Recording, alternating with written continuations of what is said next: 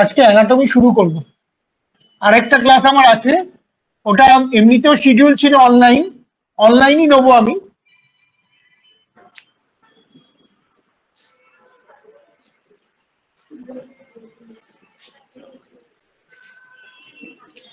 অনলাইনই নেবো, ওটা আমি বলে দেবো আপনাদের। হয়তো নভেম্বরে নিতে পারবো না, ডিসেম্বরে নেবো, অনলাইনই নেবো, ঠিক আছে। এবং ওটার মধ্যে শনিবার শিডিউল ছিল কোনো একটা, মানে আগের রুটিনে আমি শনিবারই নেব। এবার আপনারা যদি বলেন রাতের দিকে হলে সুবিধা, রাতের দিকে নেবো, রাতের দিকে নেবো 8টা থেকে, ঠিক আছে। আচ্ছা, অ্যানাটমি পড়তে গেলে প্রথমে আমাদের যেগুলো জানতে হবে সেগুলো হচ্ছে আমাদের টোটাল বোন জয়েন্টস, তাদের নাম, তাদের লোকেশন ইত্যাদি গুলো। তো প্রথমে আমরা যেটা পড়বো সেটা হচ্ছে ক্লাসিফিকেশন অফ বোনস, অর্থাৎ আমাদের যে অস্থি, হাড় বা অস্থি, তার ক্লাসিফিকেশন। এটা শেপের ওপর প্রথম ক্লাসিফিকেশন হচ্ছে অন শেপ, তার আকার আকৃতি কিরকম তার উপর বেস করে ক্লাসিফিকেশন অফ বোন অন শেপ। তাতে যেটা হয় প্রথমে, আচ্ছা এইটা বলার আগে আমি কয়েকটা জিনিস একটু আপনাদের বলে দিতে চাই। আপনারা জানেন হয়তো যে টেন্ডন, লিগামেন্ট, কার্টিলেজ, বোন, এই চারটে হচ্ছে অবশ্যই, তার সাথে মাসল। অ্যানাটমি পড়তে গেলে এগুলো জানতেই হবে। তো টেন্ডন বলতে আমরা কি বুঝি? টেন্ডন হচ্ছে একটা বোনের সঙ্গে একটা মাসেলের কানেকশন করায় টেন্ডন। অর্থাৎ অস্থির সঙ্গে মাসেল, কেন অস্থির নিজের মুভ করার ক্ষমতা নেই, মাসেল সংকোচন প্রসারণ করে অস্থিকে মুভ করাচ্ছে। তাহলে টেন্ডনটা হচ্ছে বোন আর মাসেলের মাঝখানে থাকে। আমি মনে রাখার সুবিধার জন্য বলি বিটিএম মনে রাখবেন, টেন্ডন মাঝখানে, এদিকে বোন এদিকে মাসেল, বোঝার সুবিধার জন্য। টেন্ডন হচ্ছে কানেকশন বিটুইন বোন অ্যান্ড মাসেল, অস্থি এবং পেশির মধ্যে সংযোগকারী কোষের নাম হচ্ছে টেন্ডন। অস্থি আর কোষের মাঝখানে সংযোগকারী, তাকে বলে টেন্ডন। লিগামেন্ট হচ্ছে দুটো অস্থির মধ্যে, বিএলবি শর্টে লিখি, দুটো অস্থি তার মধ্যে সংযোগকারী যে টিস্যু বলতে পারেন বা কলা, তাকে বলে লিগামেন্ট। দুটো বোনের কানেকশন, দুটো বোনের মধ্যে কানেকশন হচ্ছে লিগামেন্ট, ঠিক আছে। তাহলে টেন্ডন আর লিগামেন্টে তফাৎ করা গেল। 3 নম্বর হচ্ছে কার্টিলেজ। কার্টিলেজ হচ্ছে বোনকে শেপ দেয়, মানে কার্টিলেজ হচ্ছে আর্টিকুলেশন অফ বোন বলি আমরা, অর্থাৎ যেখানে যেখানে বড় বড় বোন আছে বা অস্থি আছে সেইগুলো শেষ প্রান্তে থাকে হচ্ছে কার্টিলেজ। অর্থাৎ যদি কার্টিলেজ আমাদের না থাকতো তাহলে ধরুন আমাদের এই এলবো জয়েন্ট, এই যে হিউমারাসটা এরকম বেরিয়ে থাকতো খোঁচা হয়ে, মানে এই যে এখানে শেপটা দিল এখানে এটা কার্টিলেজ। এই যে নাকের এখানে নেজাল বোনটা আছে না, এটা বেরিয়ে থাকতো, এখানে শেপটা দিল কার্টিলেজ। সেটা এখানে মারলে কিন্তু কোনোদিন ব্লিডিং হবে না, কিন্তু এইখানে যদি লাগে এই বোনে তবে ব্লিডিং হবে, কারণ কার্টিলেজে কোনো ব্লাড সাপ্লাই থাকে না। কার্টিলেজে কোনো ব্লাড সাপ্লাই থাকে না, সেটা কার্টিলেজে চোট লাগলে কিন্তু ব্লিডিং হয় না, কিন্তু চোট লাগে, ব্লিডিং হয় না। ব্লিডিং হতে গেলে কিন্তু বোনে যেতে হবে, কেন বোনের মধ্যেই আপনি ব্লাড ভেসেল পাবেন, ঠিক আছে। তাহলে কার্টিলেজের কাজ হচ্ছে আমাদের শরীরে যেসব বোনগুলো রয়েছে, বিশেষত যেগুলো বাইরের দিকে রয়েছে এবং যেগুলো বড় ধরনের বোন, সেই বোনগুলো যাতে এন্ড গুলোতে একটা শেপ পাওয়া যায়, এটাই কাজ করে হচ্ছে কার্টিলেজ, আর্টিকুলেশন অফ বোনস, ঠিক আছে। কার্টিলেজের প্রচুর এক্সাম্পল আছে, আমাদের এই কানের লতি, এটাও কার্টিলেজ, এটাও এক ধরনের কার্টিলেজ। আমাদের যে ইয়ার বোন আছে, টেম্পোরাল বোন, তার এই সাপোর্টের জন্য এখানে রয়েছে। তো কার্টিলেজের প্রচুর উদাহরণ এরকম হয়। তাহলে টেন্ডন, লিগামেন্ট, কার্টিলেজ, বোন, মাসেল। মাসেল মূলত এখানে মাসেল বলতে, মাসেল আমাদের শরীরে 3 ধরনের হয়। একটাকে আমরা বলি স্কেলিটাল মাসেল, হ্যাঁ, skeletal muscle, smooth muscle, cardiac muscle. Cardiac muscle মানে আমাদের হার্ট পড়ানো হয়ে গেছে আমার। স্মুথ মাসেল খুব একটা না জানলেও চলে, কিডনি পড়ানোর সময় অল্প পড়েছে। স্মুথ মাসেল হচ্ছে আমাদের অভ্যন্তরীণ যেসব ব্লাড ভেসেল বা অভ্যন্তরীণ যেসব অর্গান গুলো রয়েছে তার লাইনিং এ থাকে স্মুথ মাসেল, যেটাকে মসৃণ পেশি বলে বাংলায়। আর এখানে অ্যানাটমির সঙ্গে যেটা রয়েছে সেটা হলো স্কেলিটাল মাসেল, বা যেটাকে আমরা বলি ঐচ্ছিক পেশি বা ভলেন্টারি মাসেল, যেটা আমরা কন্ট্রোল করতে পারি যার মুভমেন্ট, সেইটাকে বলে স্কেলিটাল মাসেল। এখানে আমরা মূলত পড়বো স্কেলিটাল মাসেল। স্কেলিটাল কথার মানে বোন, বোনের সঙ্গে যে মাসেল আছে সেজন্য তার নাম স্কেলিটাল মাসেল। তাই এখানে অ্যানাটমিতে মূলত যে মাসেল গুলো আমরা পড়বো সেগুলো সবই হচ্ছে স্কেলিটাল মাসেল। ঠিক আছে? আচ্ছা, এবার বলেছি যে বোনের আকৃতি অনুযায়ী ভাগ। প্রথম যে ভাগ তাকে বলে লং বোনস। একটু আগেই বলছিলাম লং বোনস। লং বোনস এর কি হয়? লং বোনস এর একটা এন্ড থাকে, মানে একটা প্রান্ত ভাগ, দুটো প্রান্ত ভাগ থাকে, এন্ডস বলি। আর কি থাকে? মেন একটা বডি থাকে, বডিটার নাম হচ্ছে শ্যাফট। কেন এই দুটো লিখলাম তার কারণ আছে। প্রান্ত ভাগে থাকে হচ্ছে আমাদের রেড বোন ম্যারো, যেখানে আমাদের রক্তকোষ তৈরি হয়। রেড বোন ম্যারো প্রান্ত ভাগগুলোতে থাকে, এন্ডস গুলোতে। ঠিক আছে? ঠিক আছে, মজ্জা যেটাকে বলে রেড বোন ম্যারো, এখানে আমাদের রক্তকোষগুলো তৈরি হয়। আর বোনের যে বাকি অংশটা, বডিটা, সেই বডিতে থাকে হচ্ছে আপনার yellow bone marrow. Yellow bone marrow, yellow bone marrow মূলত ফ্যাট স্টোর করে, মূলত ফ্যাট স্টোর করে। ঠিক আছে? কিরকম উদাহরণ হতে পারে লং বোনের? নাম পরে আমি আবার পড়াবো সবই। লং বোনের সবচেয়ে কমন উদাহরণ আমাদের শরীরের সবচেয়ে বড় যে হাড়, আমাদের থাই বোন বা ফিমার। আর লং বোনের উদাহরণ কি হতে পারে? আমাদের আপার আর্ম, আপার আর্ম যেটা শোল্ডার থেকে এলবো পর্যন্ত গেছে, সেইখানে যে বোনটা আছে তার নাম হিউমারাস। এটা লং বোনের উদাহরণ হতে পারে। ঠিক আছে? 2 নম্বর হচ্ছে শর্ট বোনস।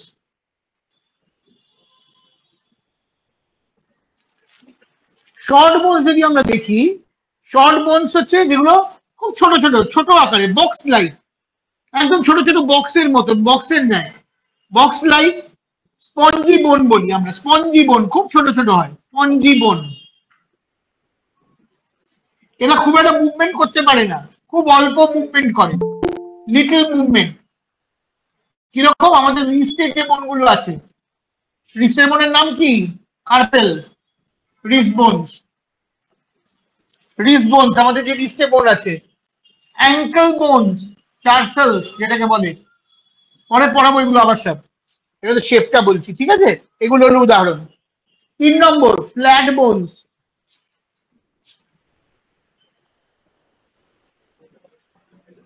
ফ্ল্যাট বোনস মানে হচ্ছে যেগুলো প্লেটের মতন, ঠিক আছে, প্লেটের আকৃতি, প্লেট শেপ, সেই জন্যই ফ্ল্যাট বলছি, প্লেট শেপের, প্লেটের আকৃতি। কিরকম? সবচেয়ে সহজ এক্সাম্পল আমাদের শোল্ডার ব্লেড, কাঁধের শোল্ডার ব্লেড। ঠিক আছে, শোল্ডার ব্লেড।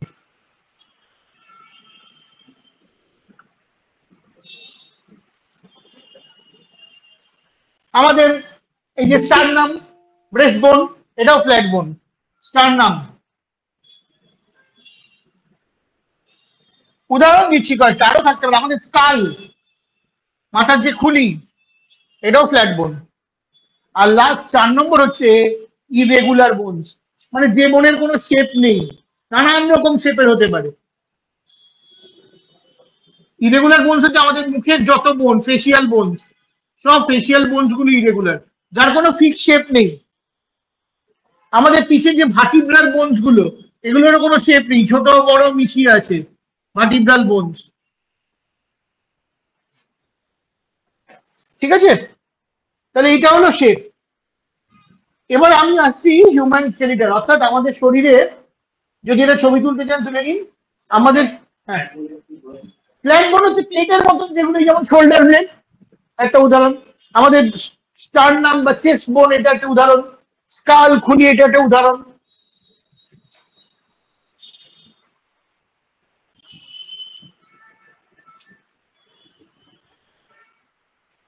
ঠিক আছে?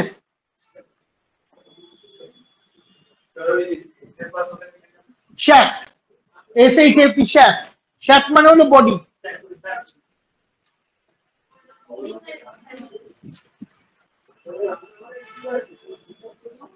একজন তুলে গ্রুপে দিয়ে দেবেন, সবাই মিলে তোলার কি আছে?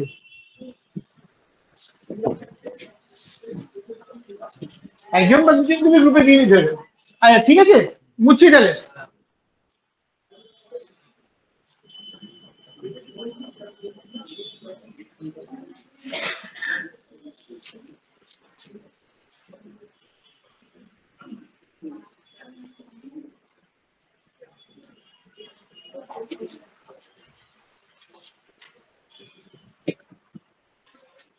এবার আসছি আমি হিউম্যান স্কেলিটনের ভাগ।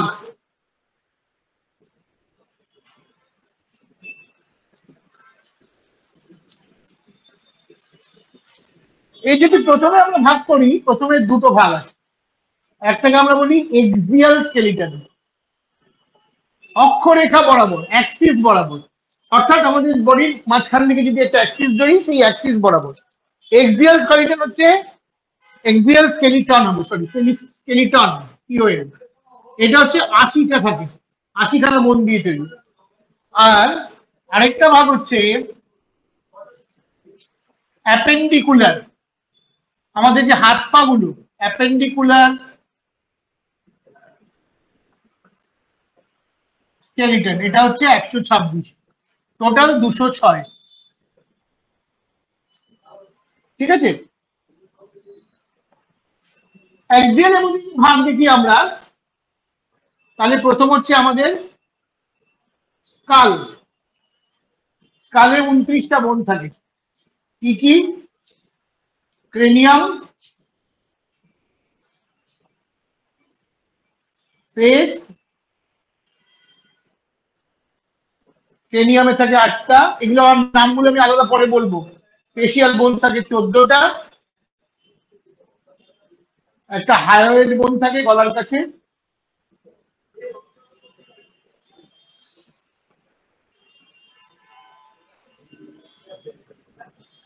আর আমাদের কানের ভেতরে বোন থাকে, দুটো কান মিলে 6টা, ইয়ার অসিকলস বলি, নামগুলো পরে বলছি, হয়েছে তাই ইএলইএস 6টা, 7, ঠিক আছে। হায়োয়েড বোন, HYOID, HYOID, হায়োয়েড বোন। নেক্সট ক্যাটাগরি এর মধ্যে হচ্ছে আমাদের ভার্টিব্রাল কলাম,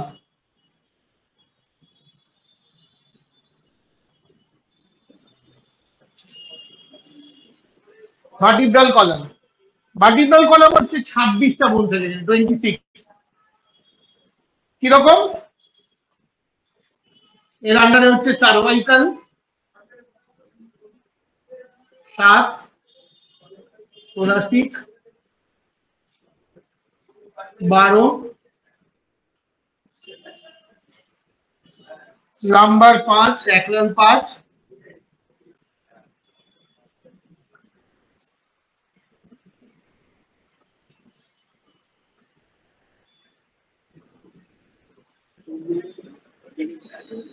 আর কক্সিডিয়াল 4।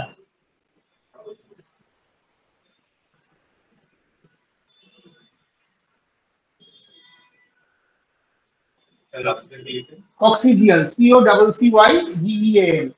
এই যে কক্সিডিয়াল 4 লিখলাম, এর এর এর যেটা হয় হচ্ছে যে অ্যাকচুয়ালি যখন হিসাব মতন কিন্তু হয়ে যাচ্ছে 33টা, কিন্তু আমি বলছি 27টা। ঠিক আছে, কেন এটা ফিউজ হয়ে থাকে সেটা আমি পরে আসবো যখন হিসাব বলবো। এখানে আপাতত লিখুন 26। 3 নম্বর হচ্ছে স্টারনাম, আমাদের ব্রেস্ট বোন, এর কোনো ভাগ নেই, একটাই থাকে স্টারনাম। আর লাস্ট হচ্ছে আমাদের পাঁজর বা রিডস, 24টা, 12 জোড়া থাকে।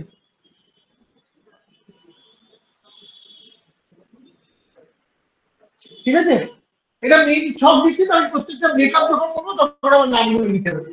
এই দিকটা একটু নিচ্ছি না, লিখে দেবো।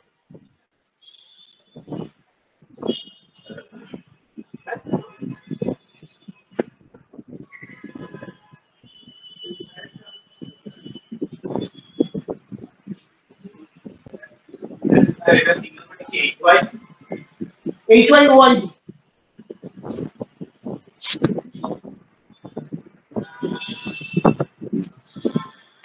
আচ্ছা, এই যে অ্যাপেন্ডিকুলার স্কেলিটন, এর ভাগগুলো এবার বলতে হবে।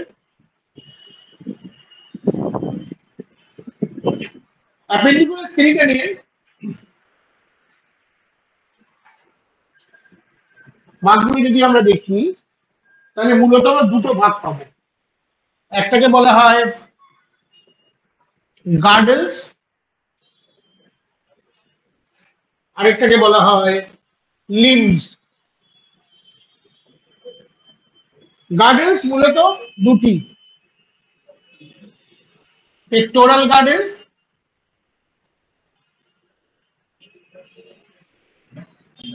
এটাকে আমরা আমাদের শোল্ডার ব্লেডও বলি, পেক্টোরাল গার্ডেল বা শোল্ডার গার্ডেল বা শোল্ডার ব্লেড, আর হচ্ছে শোল্ডার ব্লেড বলবো না, শোল্ডার গার্ডেল।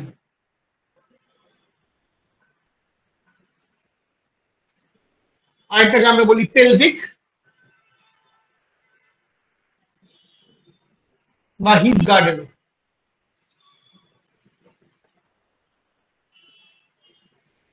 লিম্বস গুলো যদি দেখি আমরা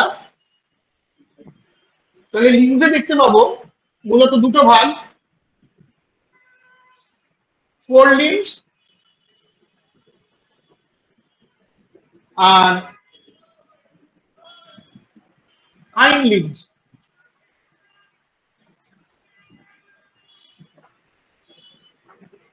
ফোর লিম্বস এর মধ্যে হচ্ছে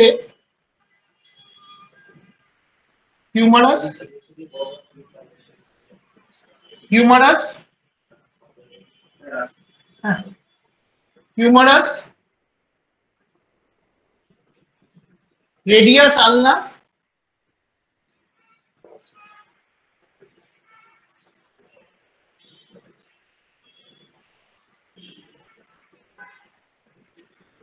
carpals,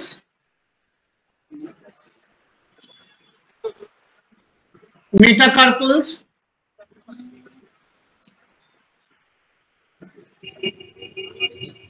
phalanges।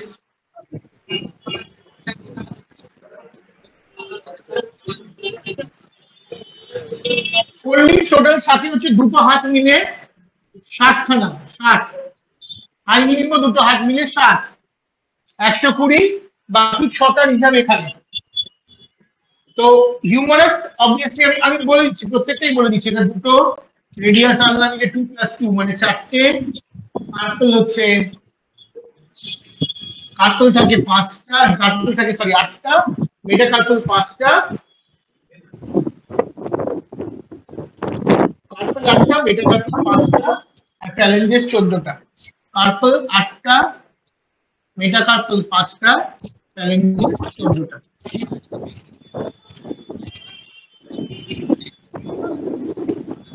এটা দুটো হাত মিলে 8 + 8 হয়ে যাবে। সরি, পরে নাম্বারটা বললে হতো অবশ্যই।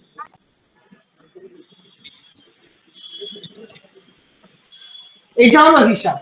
তাহলে ফোল্ডিং মানে বলতে চাইছি আমরা হাতের কথা, তাহলে আর্ম, হ্যান্ড নয় কিন্তু, হ্যান্ড মানে মনে রাখবেন রিস্ট থেকে ফিঙ্গার, এটা হলো হ্যান্ড, বাকি সবটাই কিন্তু আর্ম। তাহলে আর্মের আপার আর্ম মানে শোল্ডার থেকে এলবো পর্যন্ত আপার আর্মে হচ্ছে হিউমারাস, দুটো হাতে একটা একটা দুটো। এলবো থেকে শুরু করে আপনার রিস্টের আগে পর্যন্ত, কার্পেলের আগে পর্যন্ত দুটো বোন, রেডিয়াস আর আলনা। এটা রেডিয়াস বুড়ো আঙুলকে পয়েন্ট করছে আর কোনে আঙুলকে পয়েন্ট করছে হচ্ছে আলনা, তাই 2 + 2 লিখেছি, মানে রেডিয়াস দুটো, দুটো হাতের, আলনা দুটো হাতের দুটো, এটা দুটো হাতের হিসাব দিচ্ছি। নেক্সট হচ্ছে আমাদের রিস্ট বোন গুলো, কার্পেল বলি যেগুলো, রিস্ট বোন খুব একটা মুভ করা যায় না, সেটা কার্পেল, 8টা রিস্ট বোন থাকে, তাই দুটো হাত দিয়ে 28 হলো। তারপর কার্পেল থেকে দেখবেন 5টা আঙ্গুলে 5টা বোন ঢুকে গেছে, এগুলোকে বলে মেটা কার্পেল, দুটো হাতে 5 5 10।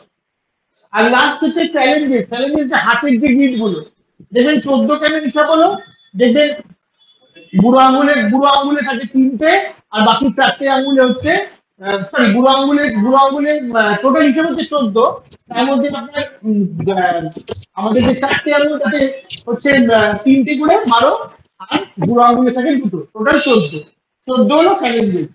ঠিক আছে, 4টে আঙ্গুলে 4 × 3 12 আর দুটো থাম্বে থাকে, তাই 14। তাই যখন হিসাব করে 14 14 28 আর 10 38 আর 16 54 আর 4 58 আর 2 60, 60 মিলে গেল 40। এটা হলো টোটাল দুটো হাতে 30 + 30 করে বোনস। ঠিক আছে, এবার আসছি হাইন্ড লিম্বের ভাগগুলো। হাইলিনটা আমি উপরের দিকে দিচ্ছি, তাহলে সুবিধা হবে, এদিকে আর জায়গা নেই সেই জন্য হাইলিনটা উপরের দিকে দিচ্ছি।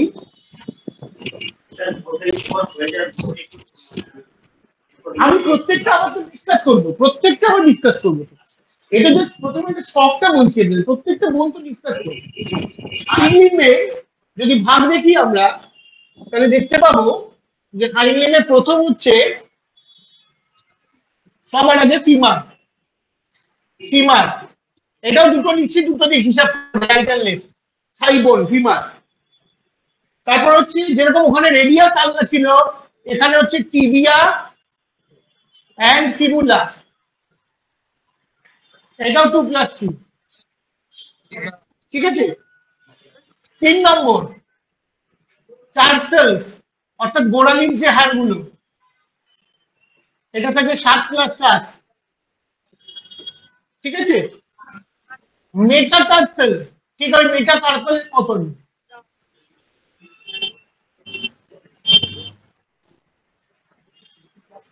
মেটা টার্সেলস, 5টা পায়ের আঙুলে 5টা, ওকে। আর হচ্ছে ফ্যালেঞ্জেস, ফ্যালেঞ্জেস ফ্যালেঞ্জেসের একই প্যাটার্ন, 14+14, যা হাতের প্যাটার্ন তাই। কিন্তু দেখুন আমি বলেছিলাম হাইলিনেও 7টা, এখানে কিন্তু একটা কম হচ্ছে, কেন? টার্সেল 7টা, টার্সেল ছিল 8টা, তাহলে একটা বোন কি মিসিং? না, একটা এক্সট্রা বোন আমাদের হাঁটুতে থাকে, সেই এক্সট্রা বোনটার নাম হচ্ছে প্যাটেলা, যাকে আমরা বাংলায় বলি মালাই চাকি। এই এক্সট্রা একটা বোন থাকে বলে এটাকে আলাদা করে লেখা হয় প্যাটেলা বা মালাই চাকি, যেটা আমাদের গোড়ালি, গোড়ার সরি আমাদের নিচে থাকে, হাঁটুতে থাকে। এই প্যাটেলার একটা ব্যাপার আছে, এই প্যাটেলার যে একমাত্র বোন যেটা টেন্ডন থেকে তৈরি হয়েছে, সেই প্যাটেলাকে বলা হয় সিসাময়েড বোন, ACSAMOID, সিসাময়েড বোন। বোন ফর্ম ফ্রম টেন্ডন, বোন ফর্ম ফ্রম টেন্ডন, টেন্ডন থেকে তৈরি হয় বলে এই ধরনের বোনকে বলে সিসাময়েড বোন, এবং প্যাটেলা হচ্ছে, মালাই চাকি হচ্ছে তার উদাহরণ।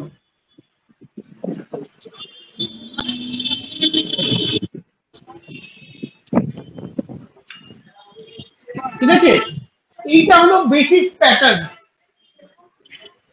কোনটা? সেসাময়েড, ACSAMOID, সিসাময়েড বোন, আমাদের মালাই চাকি, ঠিক আছে।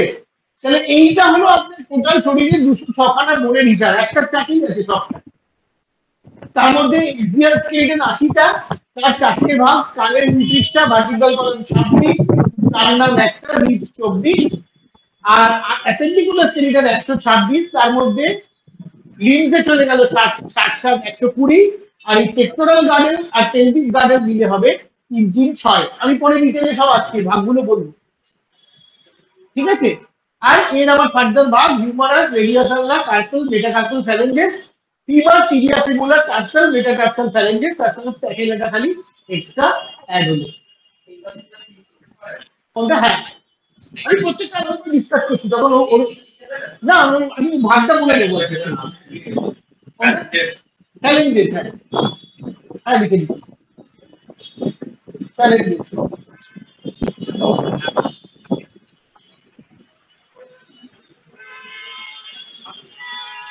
স্ক্যাপুলার ক্লেভিকেল রিলেট শোল্ডার থাকে, শোল্ডার 4টে আর এখানে 2টো, টোটাল 6।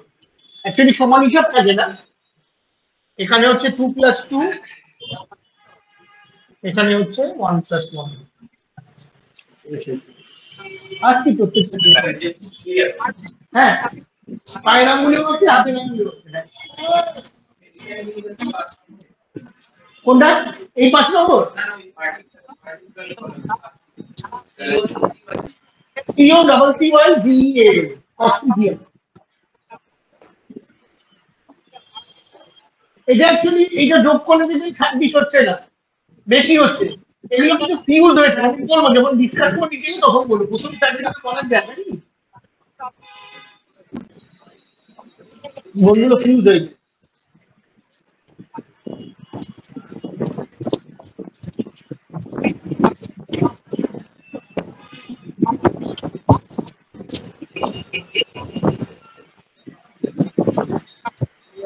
ঠিক আছে, বুঝবো?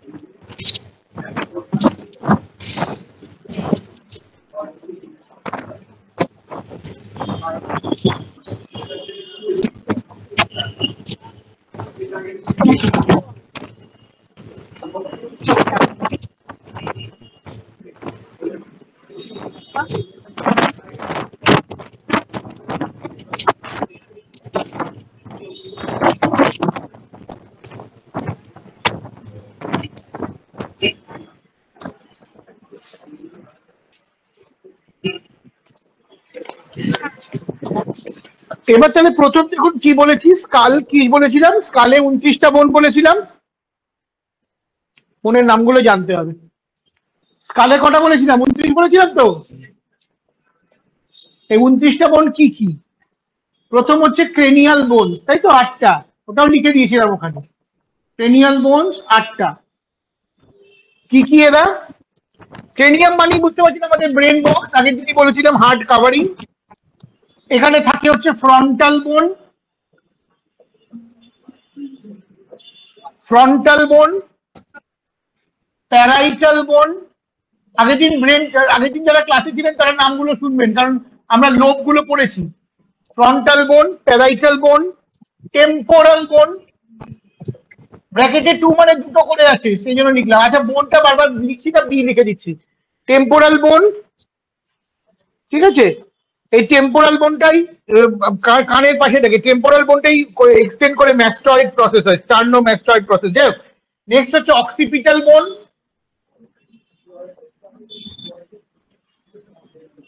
যেটা কিছু লিখছি না সেটা একটাই থাকে, মনে রাখবেন। স্পেনয়েড বোন, এথময়েড বোন।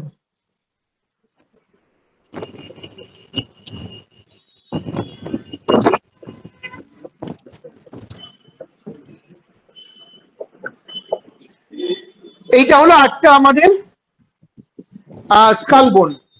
এই যে এটা ফ্রন্টাল, মাথার এখানে দুদিকে দুটো প্যারাইটাল, কানের দুপাশে দুটো টেম্পোরাল, পেছন দিকে অক্সিপিটাল।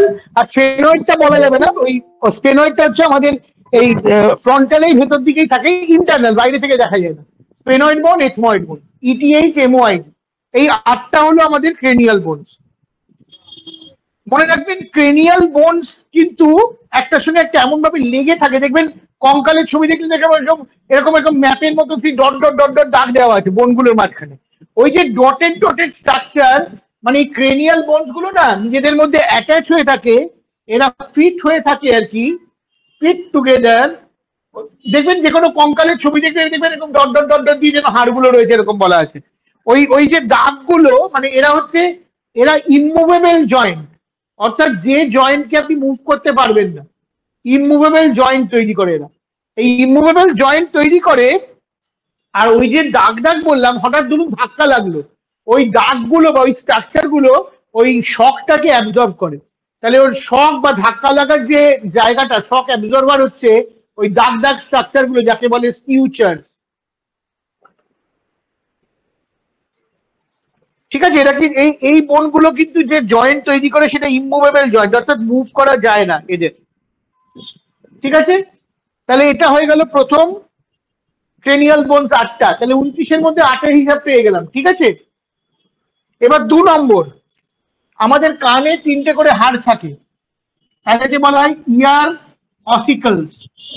দুটো কানে থাকে বলে 3+3 6টা। কি কি নাম? Malleus,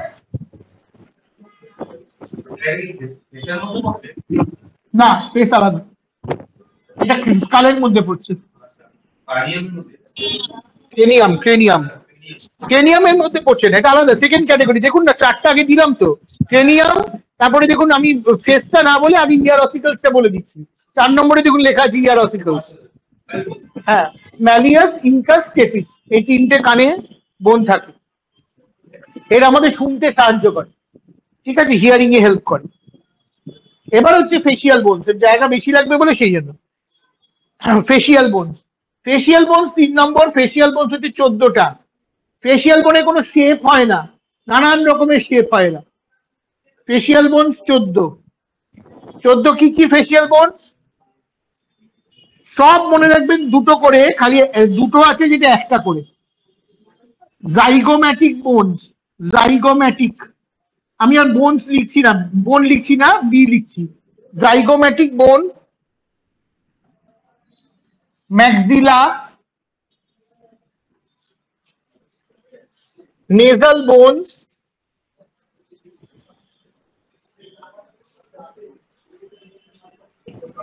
lacrimal bones,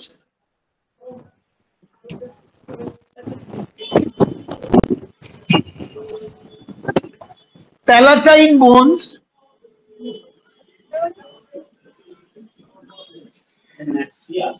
maxilla, upper jaw, দাঁতের আপার পাটি, দাঁতের উপরের পাটি, ম্যাক্সিলা।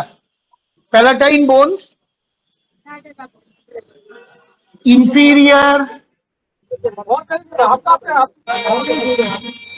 নেজাল, কঙ্কা, এটাও দুটো।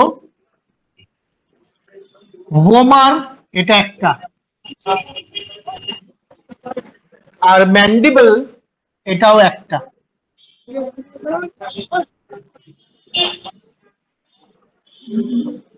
এটাও একটা। এই হলো 14টা।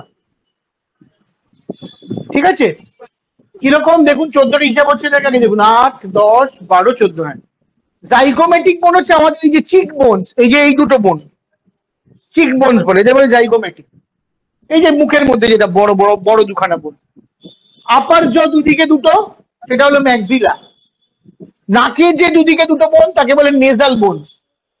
এবার নেজাল বোনের সঙ্গে কন্টিনিউশন চোখের কোণে এই আই সকেট যেখানে যেখানে দুটো বোন থাকে তাকে বলে ল্যাক্রিমাল বোনস। প্যালাটাইন বোন দুটো, প্যালাটাইন হচ্ছে ভেতর দিয়ে, মানে জিভের ওপরে যে প্যালেট, আপার প্যালেটে যে সাপোর্ট দিচ্ছে সেখানে প্যালাটাইন বোন দুটো। ইনফিরিয়ার নেজাল কঙ্কা দেখা যায় না, নেজাল বোনের ভেতর দিয়ে ভেতরে রয়েছে, নেজাল চেম্বারের ভেতরে। বোমারও তাই। আর ম্যান্ডিবল হচ্ছে আমাদের লোয়ার জ কিন্তু একটাই, আপার জ দুটো ভাগ, লোয়ার জ একটাই। ঠিক আছে, ম্যান্ডিবল কিন্তু আমাদের ওই খাবার ব্রেকডাউন বলুন, কথা বলা বলুন, সবেতে ম্যান্ডিবল খুব হেল্প করে। তাহলে এই 14টা বোন হলো আমাদের ফেসিয়াল বোন, কোনোটারই শেপ কিন্তু ফিক্স নয়, এক একটা এক রকম শেপ। তাহলে হ্যাঁ, হোমার, VOMER, হোমার। ঠিক আছে, তাহলে এই 14টা হলো ফেসিয়াল বোনস।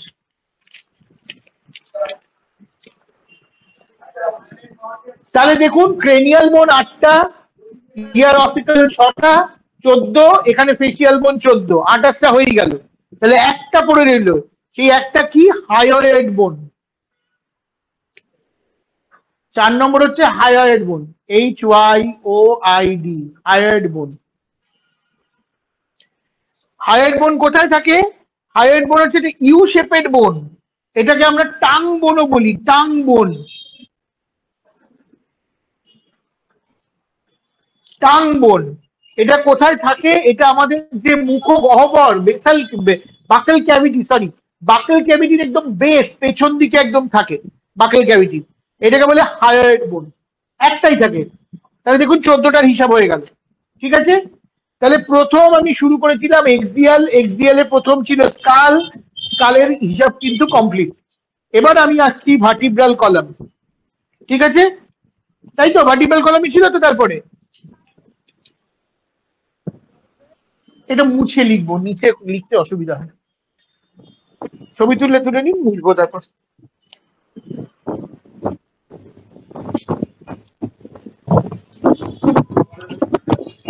বোমারের পজিশনটা হচ্ছে এই ইনফিরিয়ার নেজাল কঙ্কার কাছাকাছি, এগুলো ভেতর দিকে, এই বোনগুলো বাইরে থেকে দেখা যায় না, আমাদের মুখের ভেতর দিকেই থাকে, এই আপার পোর্শনে চোখের নিচে জাইগোমেটিকের পিছনে এরকম জায়গায় বোমার একটাই থাকে। কঙ্কার, CONCH, বুঝবো?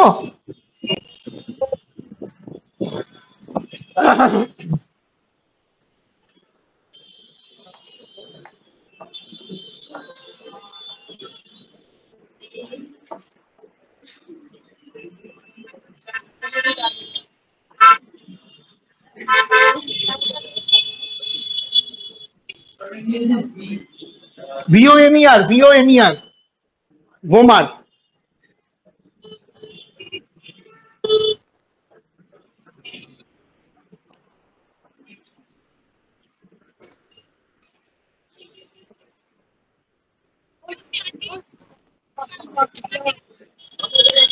তাহলে স্কাল হলো। এবার আমি আসছি ভার্টিব্রাল কলাম।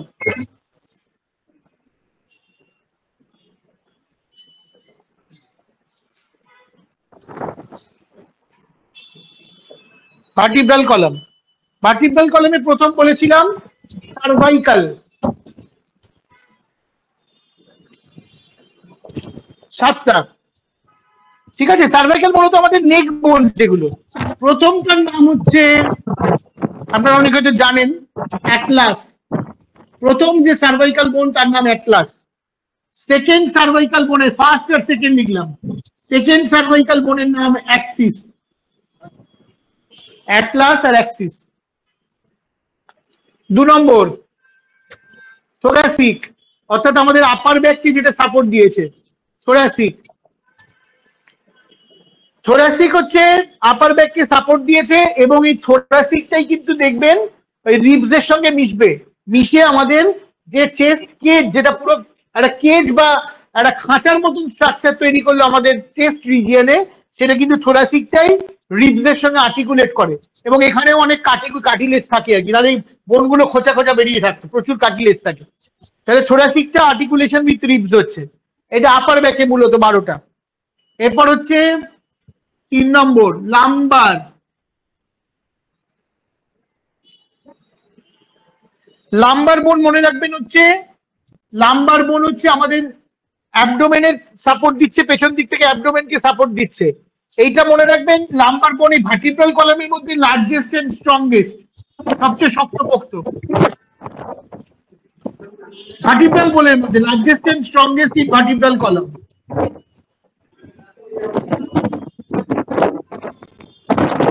ঠিক আছে, নাম্বার হলো 4 নম্বর স্যাক্রাল। স্যাক্রাল লিখি আমরা 5টা বটে, কিন্তু এই লাম্বার পর্যন্ত হচ্ছে হিসাবটা 12 এর সাথে 19 আর 5 24। এই স্যাক্রালটা 5টা ফিউজ হয়ে গেছে, fused in one, fuse to form one, একটাই বোন হয়েছে। ঠিক আছে, স্যাক্রালটা। স্যাক্রামটা কি করে, আমাদের যে কোমরের যে পেলভিক গার্ডেল, পড়াবো একটু বাদে, পেলভিক গার্ডেলের সঙ্গে স্যাক্রামের কানেকশন। আর লাস্ট হচ্ছে কক্সিস বা কক্সিজিয়াল, এটাও অ্যাকচুয়ালি ছিল 4টে বোন, কিন্তু এটাও ফিউজড টু ফর্ম ওয়ান। ঠিক আছে, তাহলে মনে রাখবেন এটা আমরা 33টা গুনছি বটে, বাট অ্যাকচুয়ালি কিন্তু হচ্ছে হিসাবে 26টা। 26টা।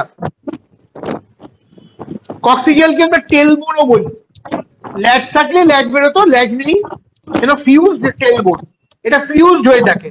তবে ভার্টিব্রাল কলামের ফর্মুলা লিখলে কি এরকমই লেখা হয়, C77 C12 L5 S5 C4 এরকম লেখা হয়, কিন্তু অ্যাকচুয়ালি এগুলো ফিউজড হয়ে একটা হয়ে গেছে, এটা ফর্মুলা। ঠিক আছে, নেক্সট দেখুন, তারপরে ছিল হচ্ছে ভার্টিব্রাল কলামের পরে কি ছিল, ভার্টিব্রাল কলামের পরে ছিল হচ্ছে আমাদের চেস্ট বোন বা স্টারনাম, STERNUM, বা ব্রেস্ট বোন। এটা একটাই বোন, এই যে একদম মাঝখানে থাকে। স্টারনামের বৈশিষ্ট্য যেখান থেকে রিবসটা শুরু হয়, আর রিবসটা ঘুরে গিয়ে শেষ হয় থোরাসিকের সাথে। তাহলে স্টারনাম বা ব্রেস্ট বোন এটা একটাই হয়, মোটামুটি 15 সেন্টিমিটার মতন লম্বা হয়। এটাকে না একটা ছুরির মতন, বড় ছুরির মতন দেখতে হয়। কেন বড় ছুরির মতন দেখতে হয় না, এর 3টে অংশ থাকে। একদম প্রথমের অংশটাকে আমরা বলি হ্যান্ডেল, সরু হয় একটু ওপরের দিকটা, হ্যান্ডেল, বা এর সাইন্টিফিক নাম হচ্ছে ম্যানুব্রিয়াম। তার পরের অংশটা হচ্ছে মেইন, যেটা ব্লেড বা বডি, ব্লেড বা বডি। যেটা ফ্ল্যাট স্ট্রাকচার, যে জন্য স্টারনামকে ফ্ল্যাট বোনও বলা হয়। আর শেষের দিকটা একটা ছোটানো মতন আকার হয়ে যায়, সেটা বললাম ছুরির মতন। এটা ড্যাগার শেপ বলা হয়। ড্যাগার মানে বড় ছুরিকে ড্যাগার বলে, ছোট ছুরিকে আমরা নাইফ বলি, আর বড় ছুরিকে ড্যাগার বলি। তো টিপ বা যার বৈজ্ঞানিক নাম হচ্ছে জিফয়েড প্রসেস। এখন কথা হচ্ছে স্ট্রাকচারটা এরকম হলো কেন? কথাটা এমনি ফ্ল্যাট বোনও হতে পারতো। স্ট্রাকচারটা এরকম হওয়ার কারণ হচ্ছে, এই টিপটা ছোটানো হওয়ার কারণ হচ্ছে এখানে মধ্যচ্ছদ আবার ডায়াফ্রামের জন্য জায়গা করে দিতে হয়েছে।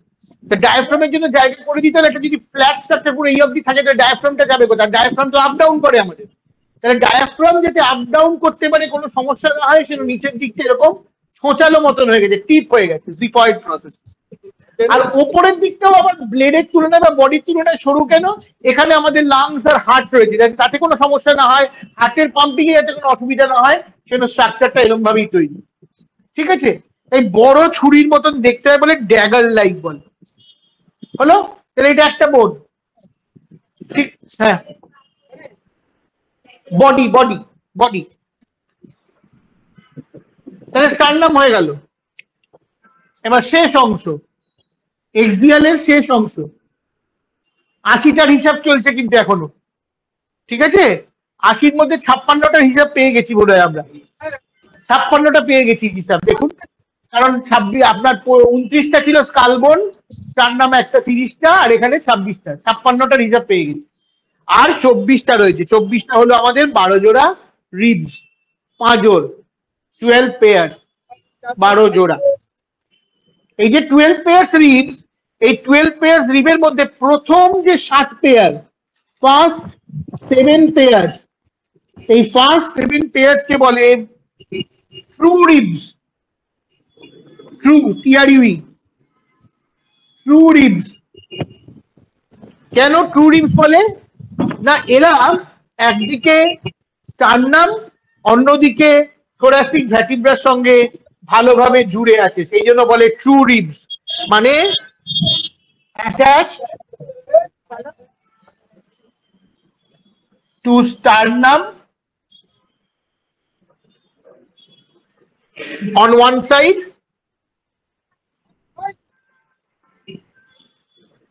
and thoracic vertebra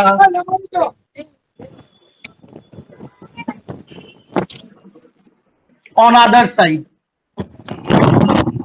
মানে খাঁচাটা তৈরি করতে সাহায্য করেছে।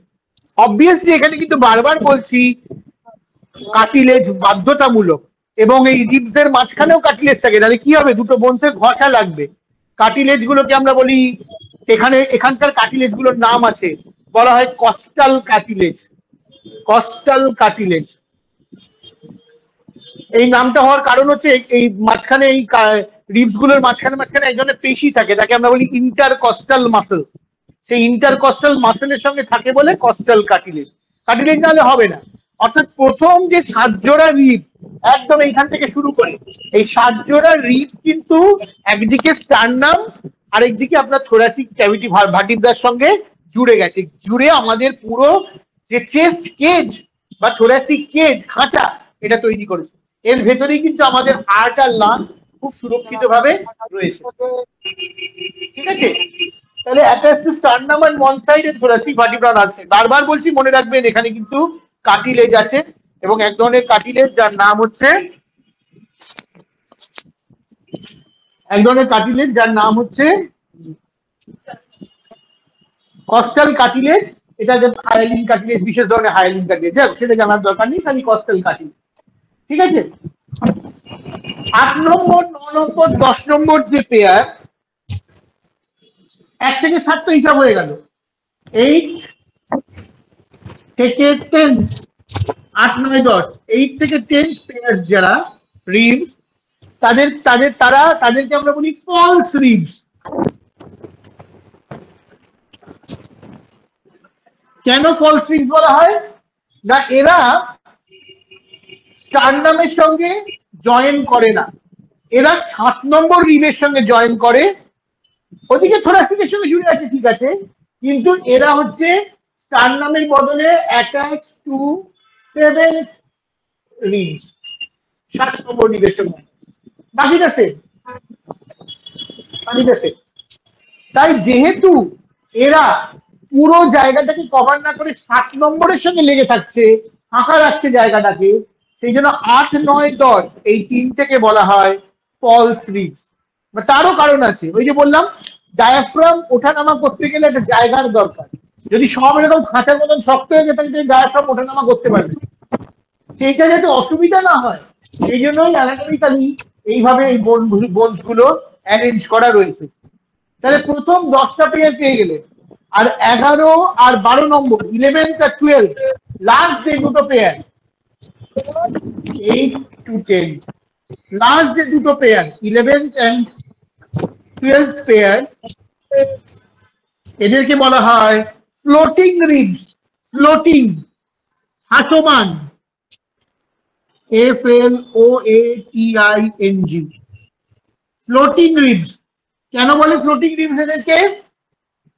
এরা হচ্ছে শুধুমাত্র আপনার এদের কোনো পেছনে কোনো কারোর সঙ্গে কানেকশন নেই, মানে এরা ওই স্টারনামের একটা অংশ থেকে বেরিয়ে একটা ফাঁকা জায়গায় রয়ে গেছে, মানে এরা ফ্লোট করছে, পেছনে কারোর সঙ্গে জুড়ে নেই। ঠিক আছে, ফ্লোটিং রিডস এদেরকে বলে ফ্লোটিং রিডস, কারোর সঙ্গে ওইভাবে অ্যাটাচ হয়ে নেই, একটা পয়েন্টে খালি অ্যাটাচ হয়ে আছে বলে এদেরকে বলে ফ্লোটিং রিডস। ঠিক আছে, তাহলে মনে রাখবেন থোরাসিক ভার্টিব্রা, প্রথম 7 জোড়া রিবস, স্টারনাম, এরা মিলেই কিন্তু আমাদের রিব কেজ বা থোরাসিক কেজ তৈরি করেছে।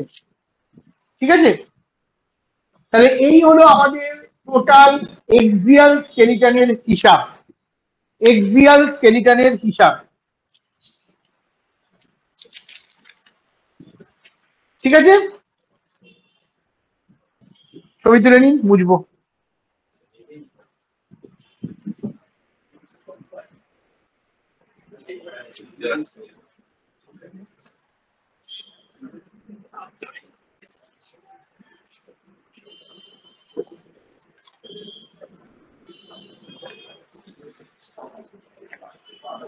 ঠিক আছে, বুঝবো।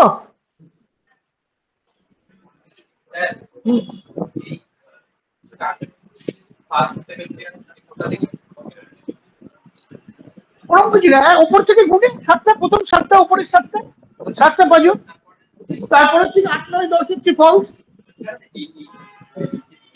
আসছি। এইটাকে বলে ক্ল্যাভিকল বা কলার বোন, এখনো বলিনি তো, শোল্ডার ব্লেড বলবো তখন আসবে। ফলস বলতে এই কারণে ফলস যে ওরা পুরোপুরি খাঁচাটাকে তৈরি করছে না, একটা পোর্শন 7 নম্বর নিবের সঙ্গে অ্যাটাচ হয়ে থাকছে আর বাকিটা গিয়ে পেছনে থোরাসিক ভার্টিব্রার সঙ্গে জুটছে। যেহেতু স্টারনামের সঙ্গে থোরাসিক ভার্টিব্রা পুরোটা জুটছে না, সেই জন্য ওদেরকে ফলস রিব বলা হচ্ছে। স্টারনামের সঙ্গে কানেকশন থেকে দেবো। হ্যাঁ, প্রোটিনটা বলুন তো, প্রোটিনটা হচ্ছে যে এমন ভাবে রয়েছে যে পেছনে থোরাসিকের সঙ্গে অ্যাটাচ হয়েছে, সামনে কারোর সঙ্গে অ্যাটাচ নেই, সেই জন্য প্রোটিন যেন ভাসছে। ওরা কিডনিকে প্রোটেকশন দেয়, অনেক কিডনির প্রোটেকশনে হেল্প করে প্রোটিন রিড গুলো। ঠিক আছে, প্রোটিন মানে ভাসমান, তার থেকে নাম এসেছে। এটার তো দুদিকে জোড়া আছে, কিন্তু স্টারনামের সঙ্গে নেই বলে বলছি ফলস রিড, আর এর দুদিকে জোড়াই নেই, একদিকে অ্যাটাচ হয়ে আছে, এরকম অবস্থায় রয়েছে, এটা বাঁক এরকম রয়েছে অবস্থা। ঠিক আছে,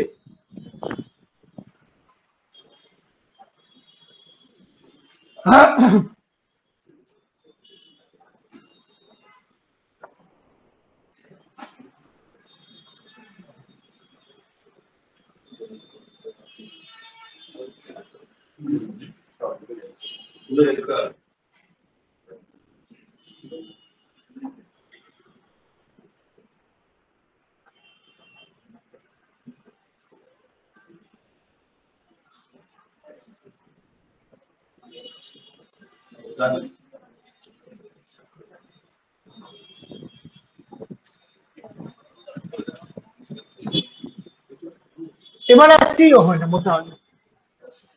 এক্সিয়াল স্কেলিটন 80টার হিসাব হয়ে গেছে, এবার হচ্ছে অ্যাপেন্ডিকুলার স্কেলিটন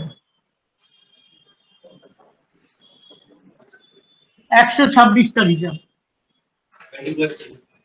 অ্যাপেন্ডিকুলার স্কেলিটন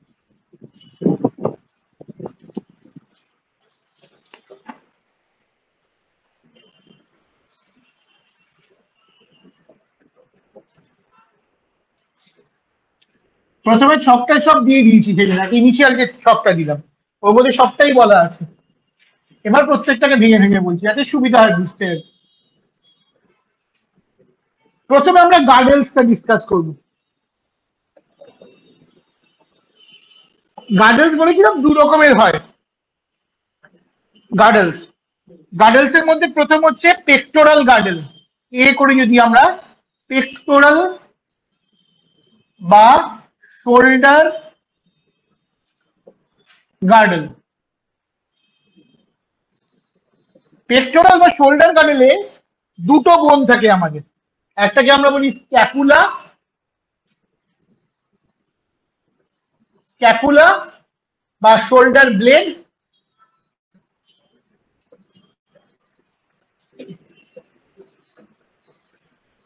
আরেকটাকে আমরা বলি ক্ল্যাভিকল বা আমাদের কলার বোন।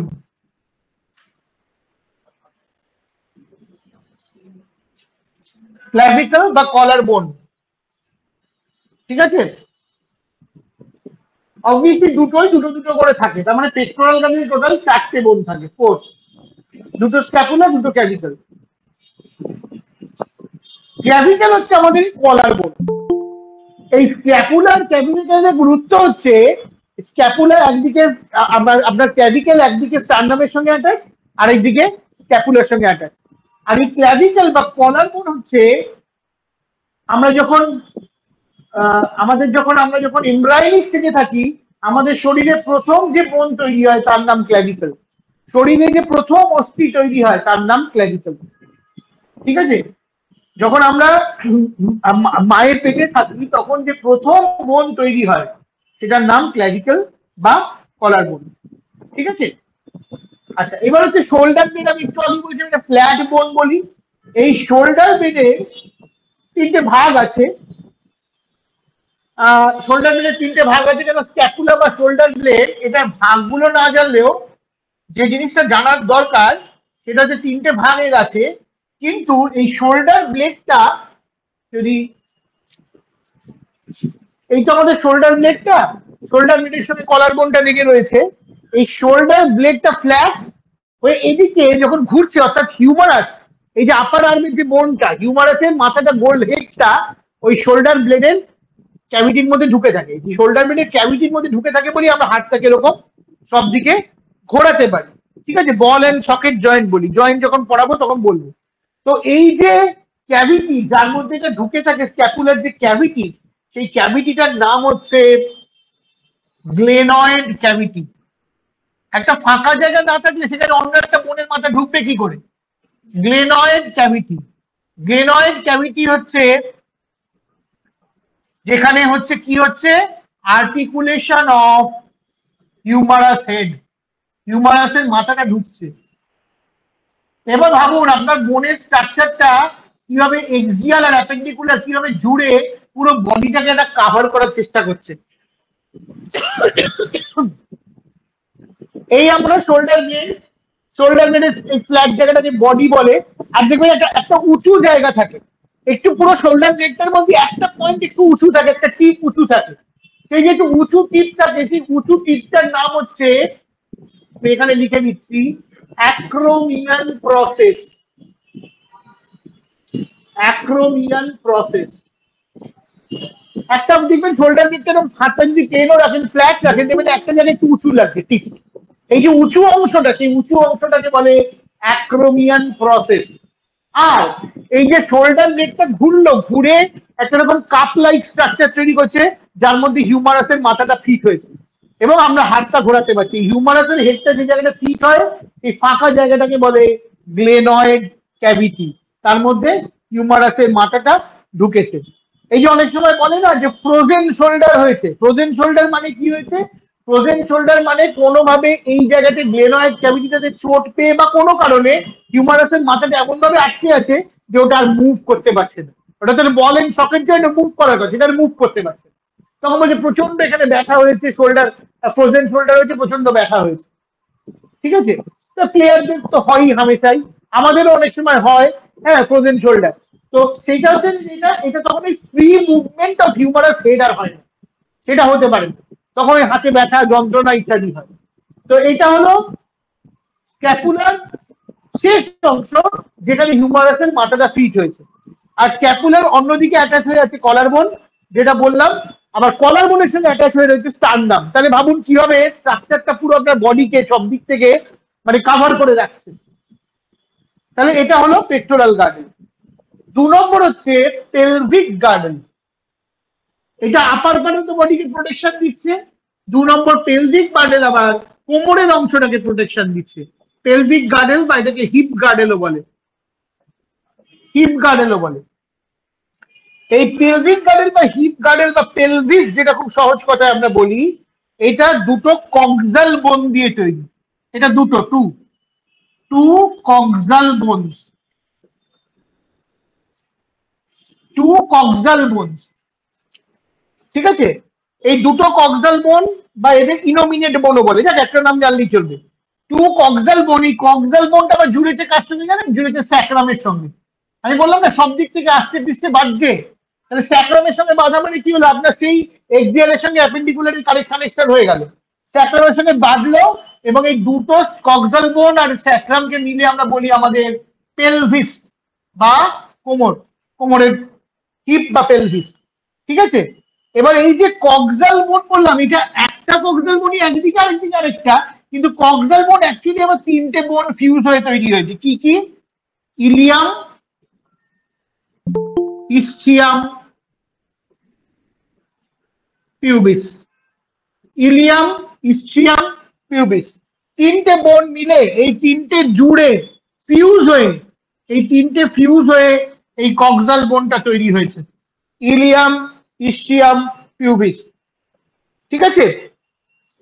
তার মানে আমাদের এই যে কোমরের অংশটা, এই কোমরের ইলিয়াক বোন, কোমরের এই যে এটাকে বলে ইলিয়াক ক্রেস, এটা হলো ইলিয়াক বোন, দেখবেন একটা শক্ত জায়গা কোমরের থাকে। ইলিয়াক বোন, তারপরে ইসচিয়াম, তারপরে পেলভিস, পেলভিস রিজিয়ন, এই 3টে মিলে হলো কক্সাল একদিকে, আবার আরেকদিকে আরেকটা কক্সাল। এই দুটো কক্সাল বোন দুদিক থেকে আর স্যাক্রাম মিলে হলো পেলভিস বা পেলভিক রিজিয়নটা তৈরি হয়েছে। এবার মজার মজার ব্যাপার দেখুন, এই পেলভিস রিজিয়নে কি হচ্ছে? ফিমারের মাথায় ঢুকছে, হেড অফ ফিমার। তার মানে এখানেও কিন্তু একটা ফাঁকা জায়গা চাই যেখানে ফিমারের হেডটা ঘুরতে পারবে, যার ফলে আমরা পাও ঘোরাতে পারবো, কোমর থেকে ঘোরাতে পারবো, মুভমেন্ট করাতে পারবো, অন্তত আমাদের থাই বোন বা ফিমারকে মুভ করাতে পারবো।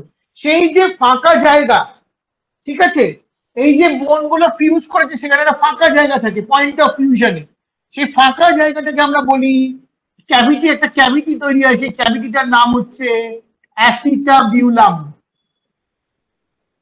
অ্যাসিটাবিউলাম ক্যাভিটিটার নাম। তার মধ্যে কে ফিট হয়েছে? তার মধ্যে ঘুরছে হচ্ছে আর্টিকুলেশন অফ ফিমার হেড,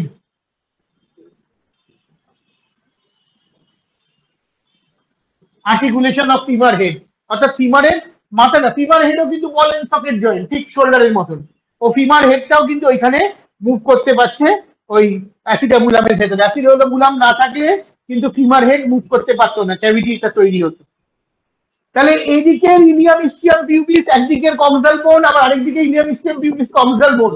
এই কক্সাল বোন স্যাক্রাম মিলে পেলভিস, পেলভিসের একটা দিকে বা যেখানে ফিউজ নেই সেখানে একটা দিকে ফিমারের হেডটা ঢুকলো, সেই ফাঁকা জায়গাটার নাম হচ্ছে অ্যাসিটাবুলাম, যেখানে ফিমারের হেড ঢুকেছে। সেই আপনার মহাভারতে বলেছিল না যে ভীম কি করেছিল? জরাসন্ধকে সেই ছিঁড়ে দিয়েছিল। ছিঁড়ে দেওয়া মানে হচ্ছে যদি আমাদের বডিকে এখানে পায়ের সব থেকে টেনে ছিঁড়ে দেওয়া, এটা ইলিয়াম, ইসচিয়াম, পিউবিস থেকে ভাগ হয়ে যায়, বডিটা দুটো অংশ হয়ে যায়। এই কক্সাল বোন ছিঁড়ে দিলে বডি দুটো পার্ট হয়ে যাবে, আলাদা হয়ে যাবে, ঠিক আছে? তো এটা হচ্ছে একদম মাঝখান থেকে সেন্ট্রালি রান করছে, টেনে দিলে যদি আলাদা হয়ে যাবে, ইলিয়াম, ইসচিয়াম, পিউবিস। তো এইটা হচ্ছে আমাদের গার্ডেল, 6টা গার্ডেলের ব্যাপার।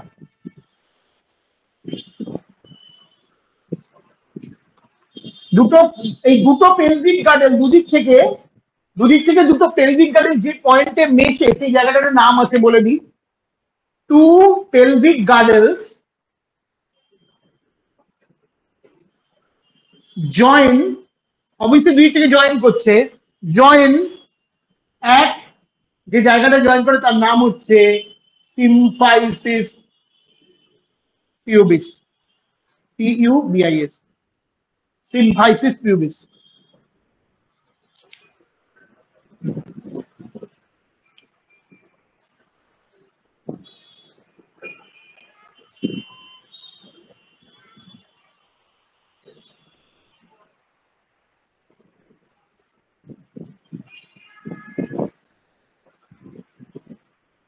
ঠিক আছে, তাহলে ছটার হিসাব দিয়ে দিলাম। এইবার দেখুন, যেটা আগে লিখিয়ে দিয়েছি অলরেডি আমি, যে ফোল্ডিং হাইন্ড ফোল্ডিম্বের মধ্যে হচ্ছে 30টা বোন, তখন বোধহয় লিখে দিয়েছিলাম। হিউমারাস দুয়াতে দুটো, রেডিয়াস আলনা দুটো দুটো চারটে, কন্ট্রিবিউশন জানতে হবে। ঠিক আছে, আমি আরেকবার একটু লিখে দিচ্ছি। ঠিক আছে, এটা হয়ে গেছে, বুঝবো।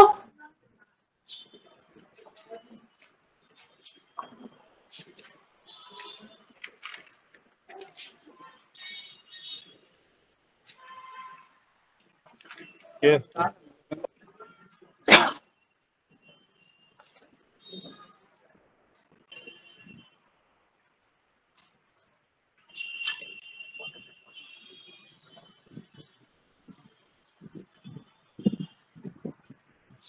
বুঝবো।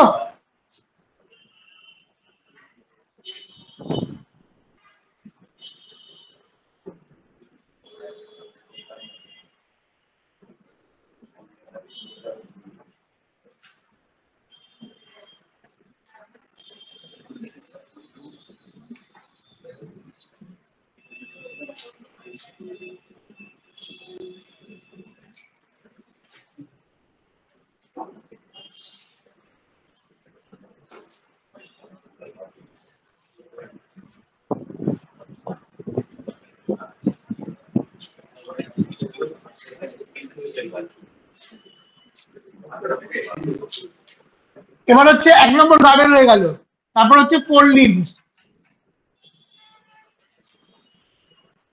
30+30 দুটো হাত মিলে ফোর লিভস। ঠিক আছে, তাহলে একটা হিসাব দিলে হবে। হিউমারাস আমি অলরেডি লিখে দিয়েছি, তবু আরেকবার লিখছি কারণ কয়েকটা জিনিস একটু বলার আছে। হিউমারাস, রেডিয়াস, আলনা, সব একটা একটা, মানে একটা হাতের হিসাব দিচ্ছি। এটা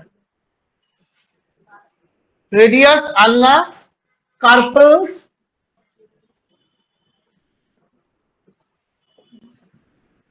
মেটাকার্পলস,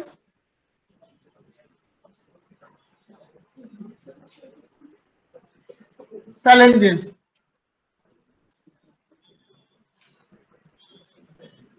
ঠিক আছে, তাহলে এটা একটা হাতের হিসাব দিলাম 30টা।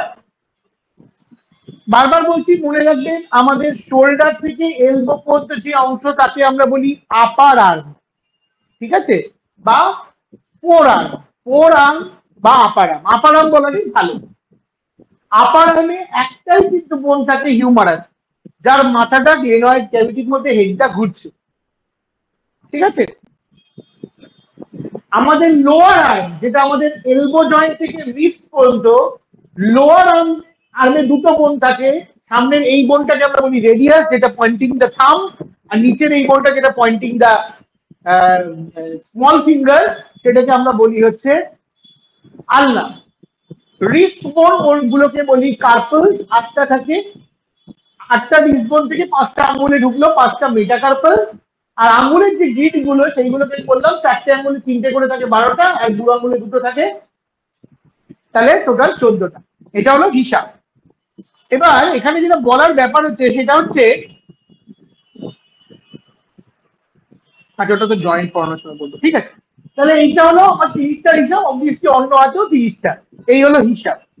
এবার একটা জিনিস একটু মনে রাখতে হবে, সেটা হচ্ছে যে দেখবেন, যদি হাতটা আপনি এরকম সোজা করে রাখেন, দেখবেন এই তো আমরা হিউমারাসটা এলো, আবার রেডিয়াস শুরু হচ্ছে, দেখবেন এখানে একটা একটা একটা একটা একটা হিঞ্জ মতন পাওয়া যায়, একটা গর্ত মতন হয়।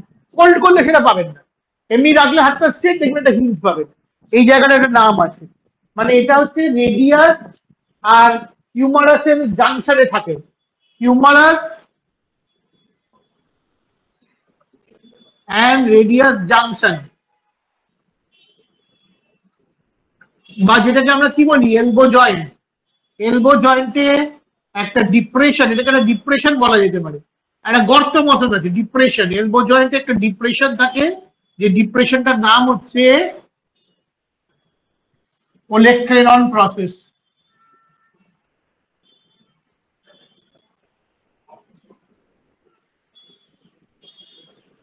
ওলেক্ট্রেনন প্রসেস।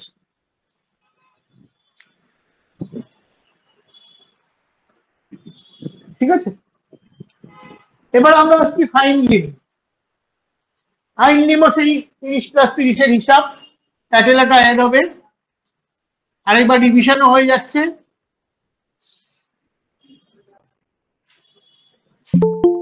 হাইন্ড লিম্বে যদি দেখি ফিমার বা থাই বোন আমাদের বডির সবচেয়ে বড় বোন, মনে রাখবেন longest bone of our body femur, আর first bone to be formed in our body হচ্ছে কলার বোন বা ক্ল্যাভিকল, প্রথম বোন যেটা তৈরি হয়।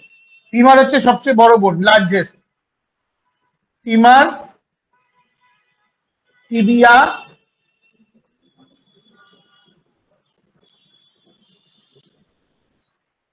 ফিবুলা, টার্সেল বা অ্যাঙ্কেল বোনস কে বলি আমরা টার্সেলস, মেটাটার্সেল,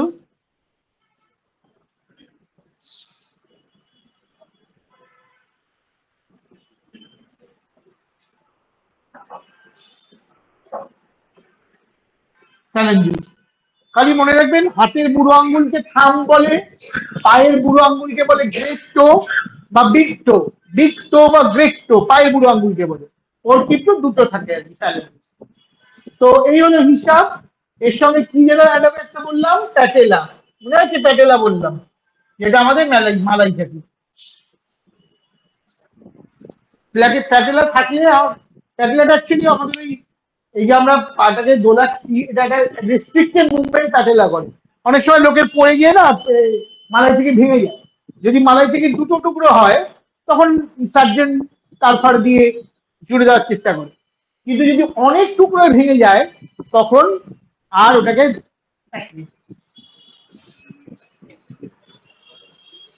হ্যালো, হ্যাঁ হ্যাঁ বলো, একটু একটু ব্যস্ত হয়েছে, যে ক্লাস নিচ্ছি একটু পরে। তুমি 5টা নাগাদ করো যদি আর্জেন্ট কিছু না থাকে। হুম, হ্যাঁ।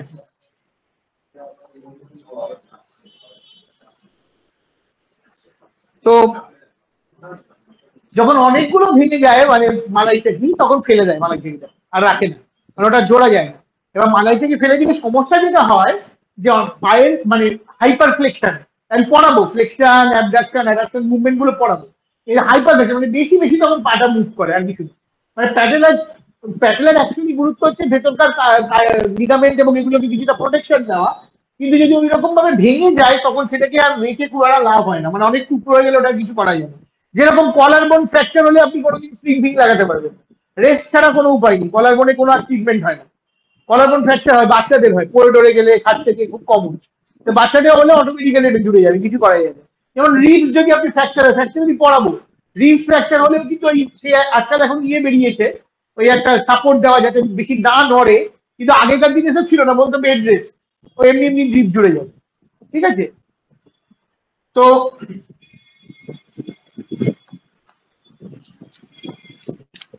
এবার আমি যেটা আসবো সেটা হচ্ছে টাইপস অফ জয়েন্টস। বোনগুলো না বললে জয়েন্টসটা বুঝতে পারবেন না, সেটা টাইপস অফ জয়েন্ট বলার আগে বোনগুলোর কথা বললাম। আচ্ছা, কয়েকটা টার্ম একটু এই প্রসঙ্গে জানতে হবে, যেহেতু আপনারা এরকম একটা কোর্স করছেন যেখানে পেশেন্টদেরকে আপনাদের ডিল করার দরকার, কতগুলো টার্ম জানা এখানে খুব দরকার। যেরকম একটা কথা দেখবেন সবসময় অনেক সময় লেখা থাকে ল্যাসেরেশন, আমি প্রত্যেকটা টার্ম লিখছি, প্রত্যেকটাই বুঝিয়ে দেবো, এই টার্মগুলো একটু জানতে হবে।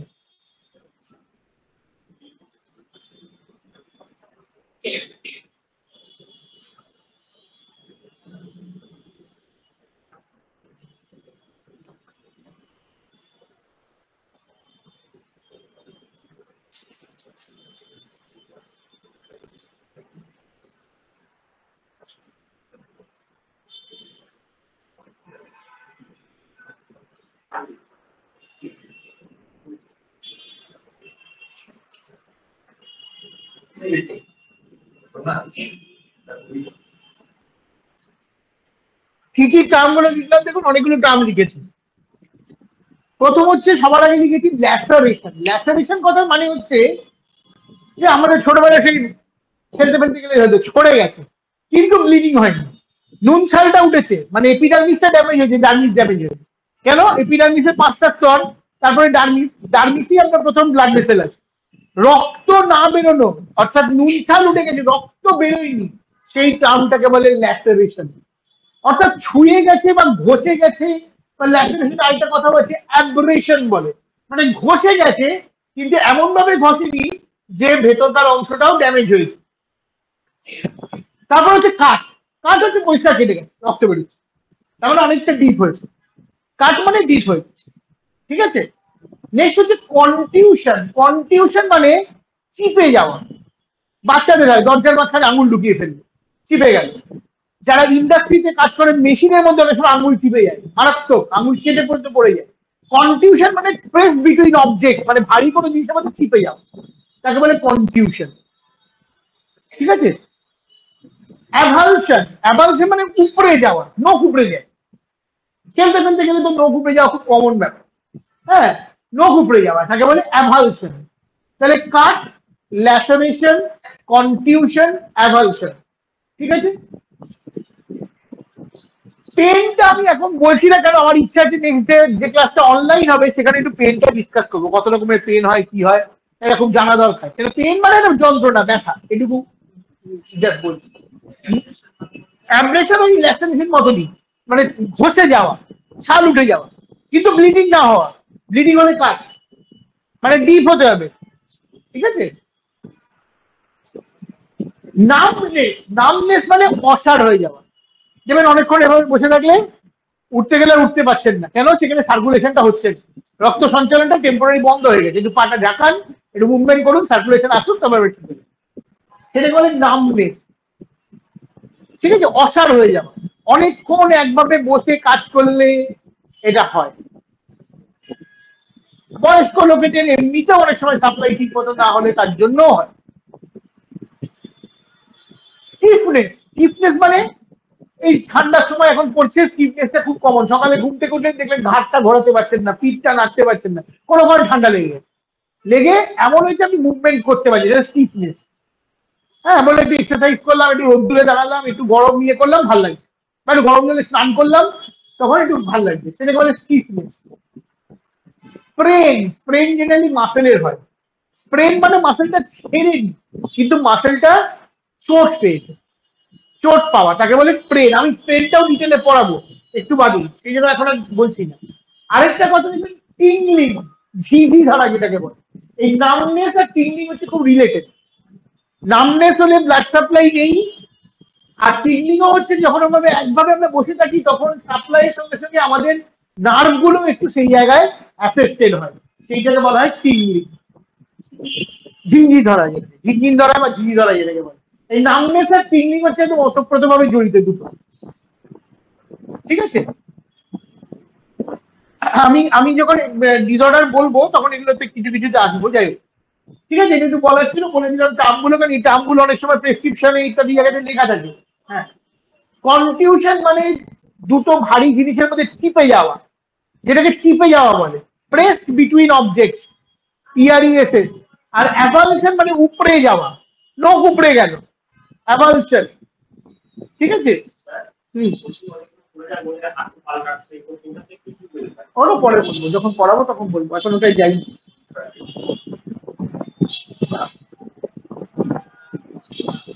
ঠিক আছে, ওটা ডিসঅর্ডার বলবো যখন, তখন আসবে। এবার মুছি বোর্ডটা একটু।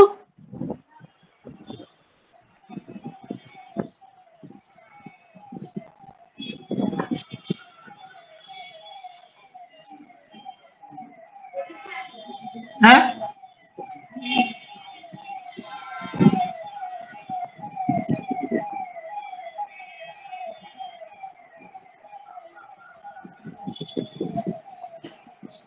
আমি স্প্রেনটা আবার ডিসকাস করবো, চিন্তা নেই, স্প্রেনটা আলাদা করে বলতেও হবে আমায়। অনেক সময় জয়েন্ট একটু ডিসলোকেট হয়েও, মানে ডিসলোকেট না হয়েও, মানে জয়েন্টে চোট লাগলেও আমরা বলি স্প্রেন হয়েছে, বলবো সেটা আগে। হয়েছে, বলবো।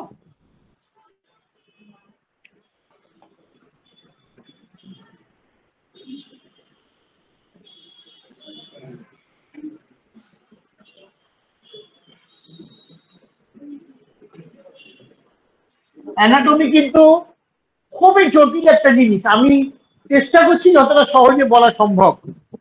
মানে ডাক্তারিতে অ্যানাটমি প্রচুর হাইফাই লেভেলে পড়ানো হয়, আমি চেষ্টা করছি যতটা সহজ করে জয়েন্টস, জয়েন্টস এর অনেকগুলো ভাগ আছে। প্রথম যে ভাগ তাকে বলা হয় ইমুভেবল জয়েন্টস, অর্থাৎ যে জয়েন্টটা মুভ করতে পারছেন না। ইমুভেবল জয়েন্টস বা অনেক সময় বলে ফিক্সড জয়েন্টস, ফিক্সড হয়ে গেছে, মুভ করা যাচ্ছে না। কেন ওই ফিক্সড হয়ে আছে? যে স্ট্রাকচারটা থাকে বলেছিলাম স্কালে থাকে আমাদের ফিউচার্স, সেই জন্য ইমুভেবল জয়েন্ট হয়। ইমুভেবল জয়েন্টের উদাহরণ হচ্ছে আমাদের স্কাল।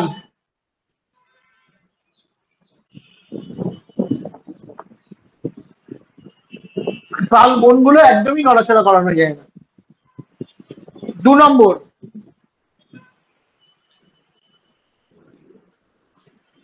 কার্টিলেজিনাস বা স্লাইটলি মুভেবল জয়েন্ট, একটু মুভ হয়। কার্টিলেজিনাস বা স্লাইটলি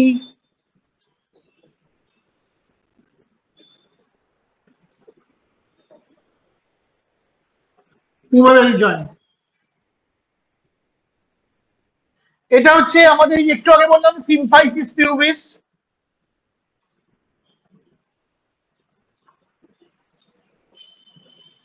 আর কি হতে পারে? বিটুইন রিবস এন্ড স্টার্নাম, খুব হালকা মুভমেন্ট হয় যেখানে। আর হতে পারে বিটুইন অ্যাডজেসেন্ট ভার্টিব্রা, মানে দুটো ভার্টিব্রার পাশাপাশি।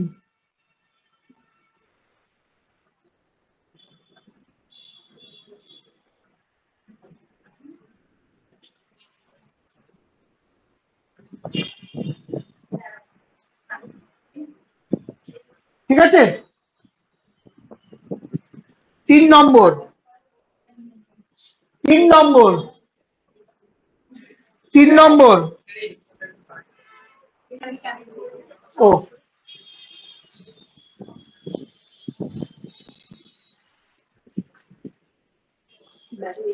তাহলে আমি অফ করে দিচ্ছি।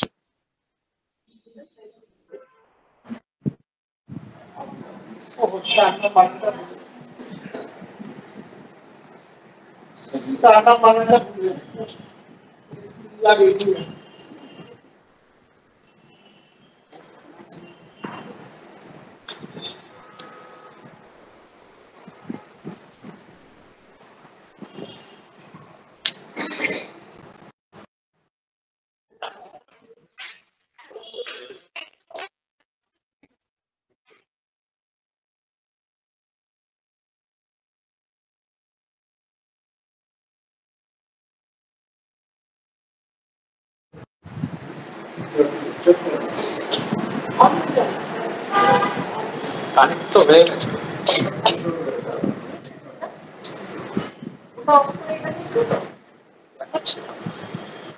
দিলাম তো।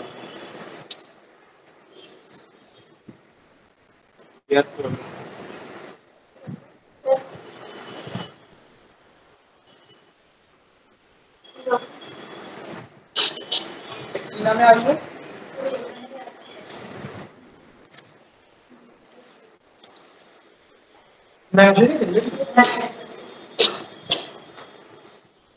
Yaki burst.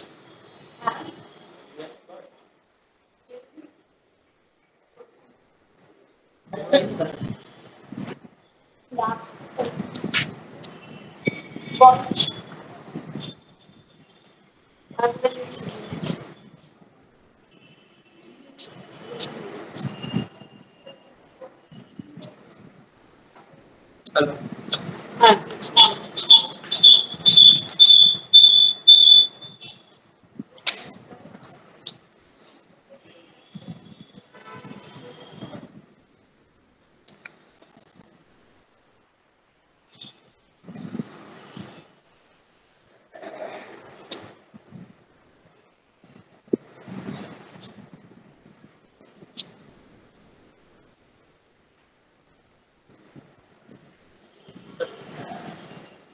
বুঝতে পেরেছেন? আমার কথা শুনতে পাচ্ছেন যারা অনলাইন আছে?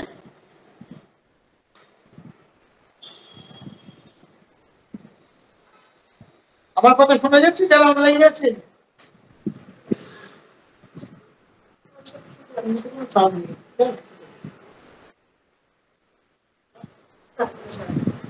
এসে তো আচ্ছা,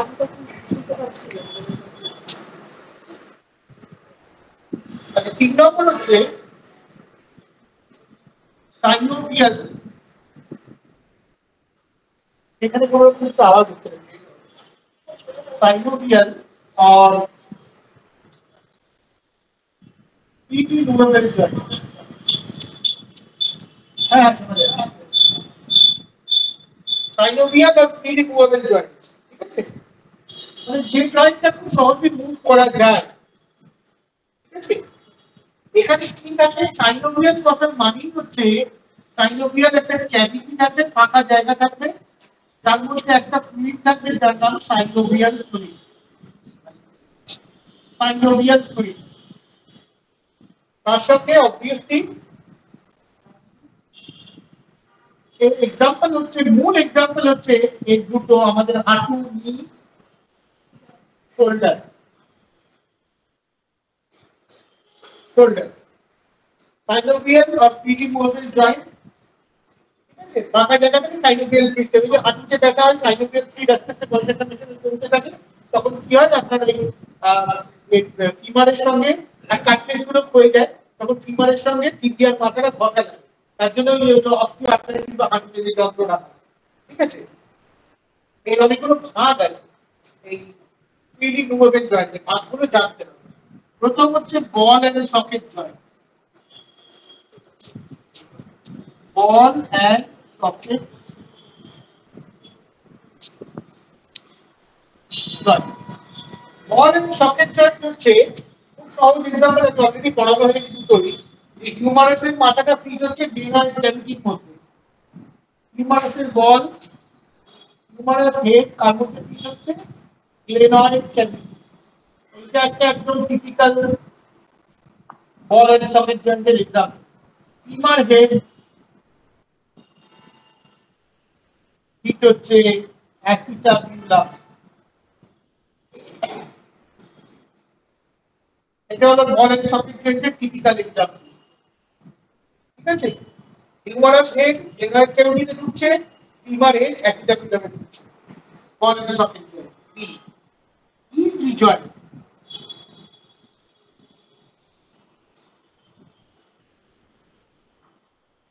হিঞ্জ জয়েন্ট হচ্ছে মুভমেন্ট ইন ওয়ান প্লেন। এটা সব থেকে মুভ করাতে পারি আমরা, কিন্তু হিঞ্জ জয়েন্ট হচ্ছে movement in one plane only, যে কোনো একদিকে মুভ করতে পারবো। হিঞ্জ জয়েন্ট, হিঞ্জ জয়েন্টের উদাহরণ হচ্ছে এলবো জয়েন্ট, নি জয়েন্ট, এলবো জয়েন্ট, নি জয়েন্ট, পুরোটা এগুলো ইন্টারফ্যালেঞ্জিয়াল জয়েন্ট হয়, ইন্টারফ্যালেঞ্জিয়াল জয়েন্ট।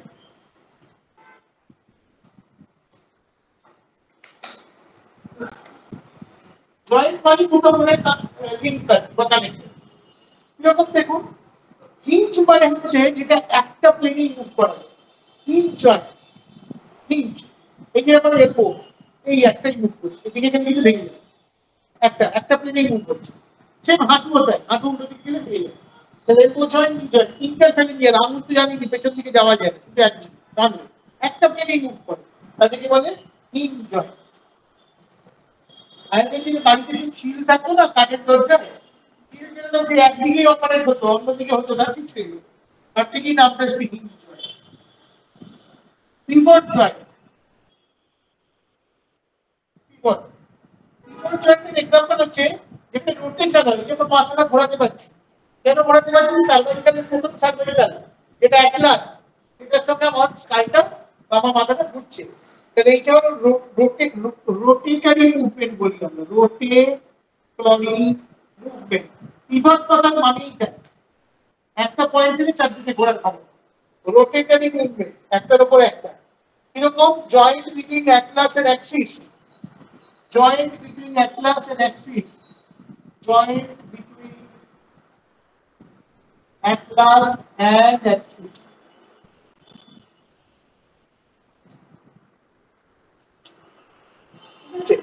নেক্সট গ্লাইডিং জয়েন্ট, এগুলো সবই কিন্তু আপনার এই প্রিনিপোটেল জয়েন্টের মধ্যে। গ্লাইডিং জয়েন্ট, গ্লাইড করা মানে খুব স্মুথলি যা মুভমেন্ট হয়, যেরকম আমাদের এই রিস্ট বোনস, এটা হলো গ্লাইডিং জয়েন্ট। আমাদের যে গোড়ালি যে টার্সেল বোনস গুলো, এইগুলো হচ্ছে gliding joint. Articulation between tassel bones.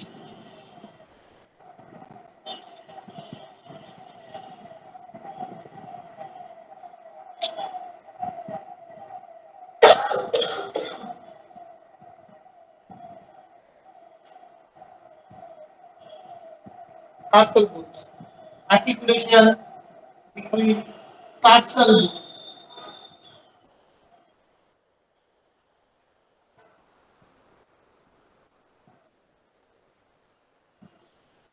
ঠিক আছে, গ্লাইডিং জয়েন্ট। আরো দুটো ভাগ আছে, উপর দিকটা লিখছি, নিচে দিকটা লিখতে অসুবিধা, কোনটা নড়ে। কন্ডাইলয়েড joint,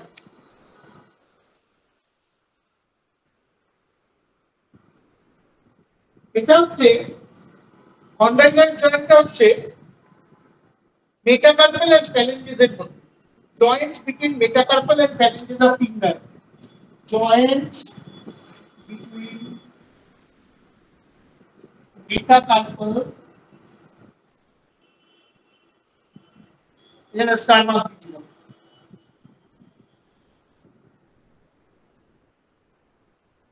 metacarpal and metacarpals and phalanges of fingers.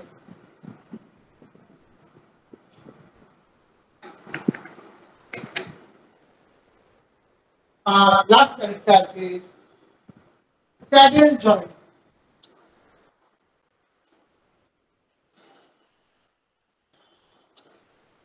Saddle joint, এটা কার্পাল আর মেটাকার্পালের মধ্যে, কার্পাল আর মেটাকার্পালের মধ্যে, joint between carpal and metacarpal of thumb, joint between carpal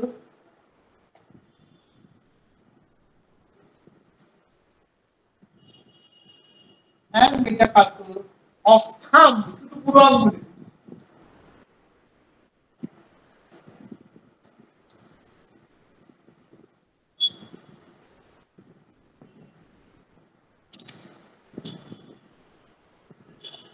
ঠিক আছে, তাহলে এই ছিল জয়েন্টের ভাগ।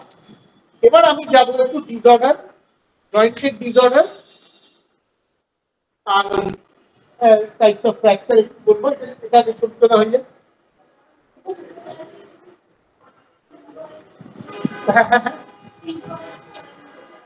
পিভট, পিভট, পিভট জয়েন্ট হচ্ছে এই যে আমরা এই যে ঘাটটা ঘোরাতে পারছি, এটা হলো পিভট জয়েন্ট, অ্যাপ্লাকার অ্যাক্সিসের মধ্যে সার্ভাইকাল ইয়েতে ঘুরছে যেটা, এটা কি পিভট জয়েন্ট, রোটেটরি মুভমেন্ট। পিভট মানে একটা পয়েন্টে ফিক্স থেকে ঘোরা, তাকে বলে রোটেটরি মুভমেন্ট, পিভট জয়েন্ট।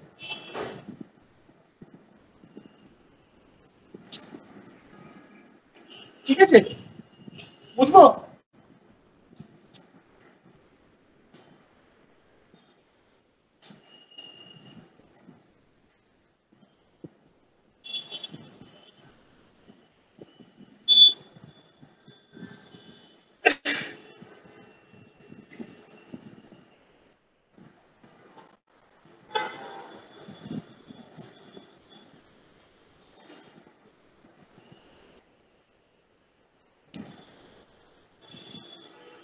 আচ্ছা, ডিজিজ বলার আগে আমি একটু ফ্র্যাকচারটা আগে বলে দিচ্ছি, ফ্র্যাকচারটা একটু জানা দরকার। ফ্র্যাকচারের অনেকগুলো ভাগ আছে। প্রথম যেটা ভাগ তাকে আমরা বলি গ্রিন স্টিক ফ্র্যাকচার। আর পুরোটা দিচ্ছি, গ্রিন স্টিক ফ্র্যাকচার মানে হচ্ছে আমি যখন চিট ধরে অনলি ক্র্যাক, মানে পুরোটা ভাঙেনি, চিট ধরেছে, ক্র্যাক হয়েছে, অনলি ক্র্যাক, তখন আমরা বলি গ্রিন স্টিক ফ্র্যাকচার। 2 নম্বর সিম্পল ফ্র্যাকচার। সিম্পল ফ্র্যাকচার মানে Bone breaks into two parts. Bone breaks into two parts. That is simple fracture. 3 number complex fracture. মানে bone breaks into more than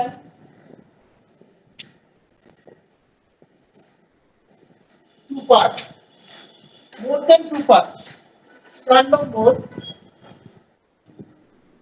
compound fracture.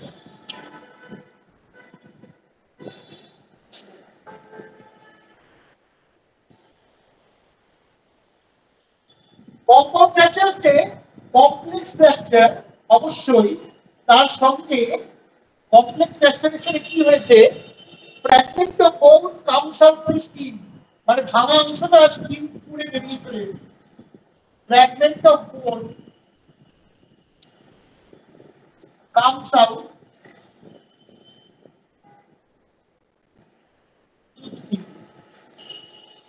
level compound fracture ভাঙা অবস্থায়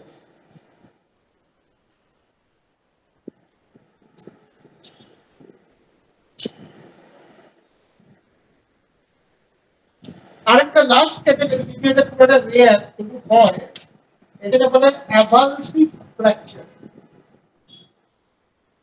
এখানে কি হয় বোন piece ব্রেকস বোন piece ব্রেকস up from base থেকে ভেঙে যায় তাতে উৎসটা সেটা থেকে ভেঙে যায় কিন্তু লিগামেন্টের সঙ্গে অ্যাটাচ হয়ে যায় but remain attached to ligament.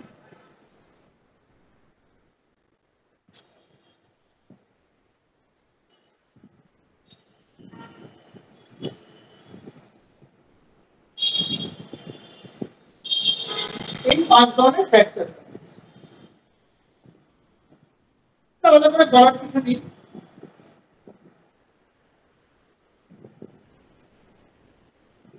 এবার আমি একটু ডিজিজ গুলোতে আসছি মানে ডিসঅর্ডার গুলোতে আসছি প্রথম যে ডিসঅর্ডার গুলো মানে এই রিলেটেড আর কি মাস্কুলোস্কেলেটাল সিস্টেম তার রিলেটেড প্রথম যে ডিসঅর্ডার তার নাম হচ্ছে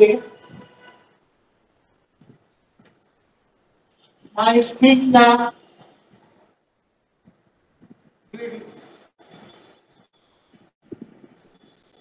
মাইস্থেনিয়া গ্রেভিস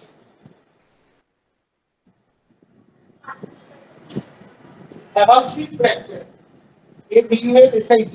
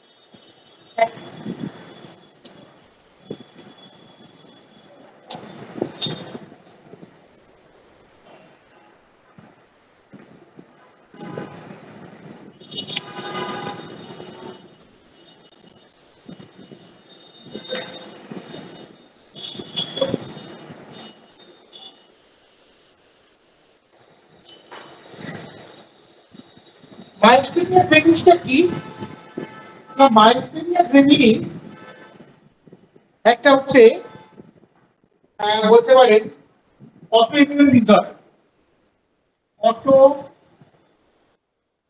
ইমিউন ডিসঅর্ডার আমি ফিজিওলজি পড়ার সময় বলেছিলাম অটোইমিউন ডিসঅর্ডার মানে বডি যখন নিজের কোষকে নিজে দিতে পারে না এবং সেই কোষটাকে মারতে শুরু করে তখন তার নাম তাকে বলি অটোইমিউন ডিসঅর্ডার কিরকম এটা কোথায় হয় এটা মূলত হয় হচ্ছে NMJ, neuromuscular junction. Neuromuscular junction. Neuromuscular junction মানে যেখানে আপনার একটা নার্ভ এসে শেষ হচ্ছে নিউরন আর মাসল শুরু হচ্ছে, এই জায়গাটাকে নিউরোমাসকুলার জাংশন। এর কিরকম হয় আমি যদি ছবি আঁকার চেষ্টা করি তাহলে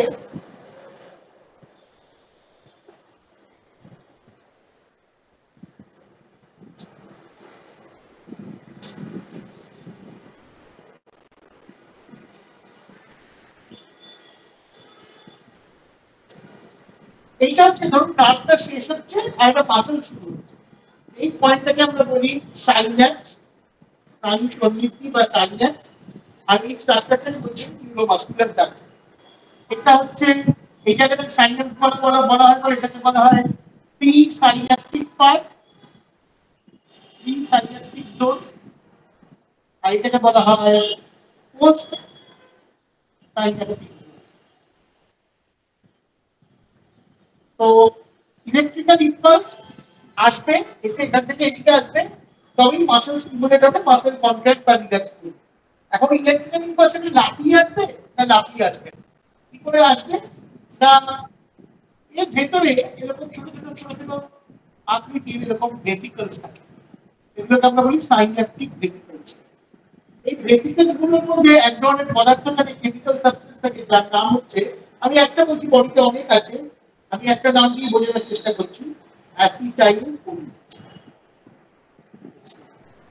অ্যাসিটাইলকোলিন বা এটাকে শর্ট ফর্মে বলে ACH। এই অ্যাসিটাইলকোলিন হচ্ছে এক ধরনের নিউরোট্রান্সমিটার, অর্থাৎ যার কাজ হচ্ছে একদিক থেকে নিউরনের একদিক থেকে খবর অন্যদিকে প্রেরণ করা, পৌঁছে দেওয়া, নিউরোট্রান্সমিটার। তো কি হয় যে এর মধ্যে অ্যাসিটাইলকোলিন থাকে, এরা এই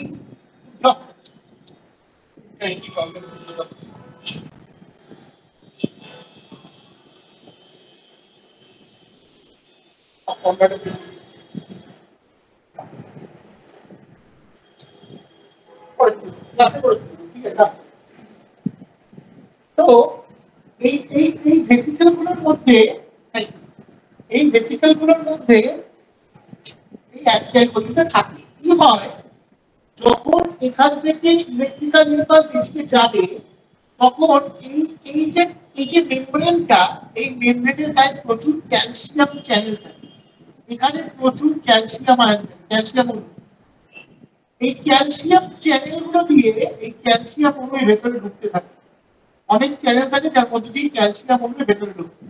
যত ক্যালসিয়াম অণু ভেতরে ঢুকবে তত এই নিউরোট্রান্সমিটারওয়ালা ভেসিকলগুলোর গায়ে আসবে এবং এসে ফেটে এখানে নিউরোট্রান্সমিটারটাকে রিলিজ করলে নিউরোট্রান্সমিটারকে উল্টো দিকে অ্যাকসেপ্ট করার জন্য এক ধরনের স্ট্রাকচার আছে যেটাকে আমরা বলি অ্যাসিটাইলকোলিন রিসেপ্টর।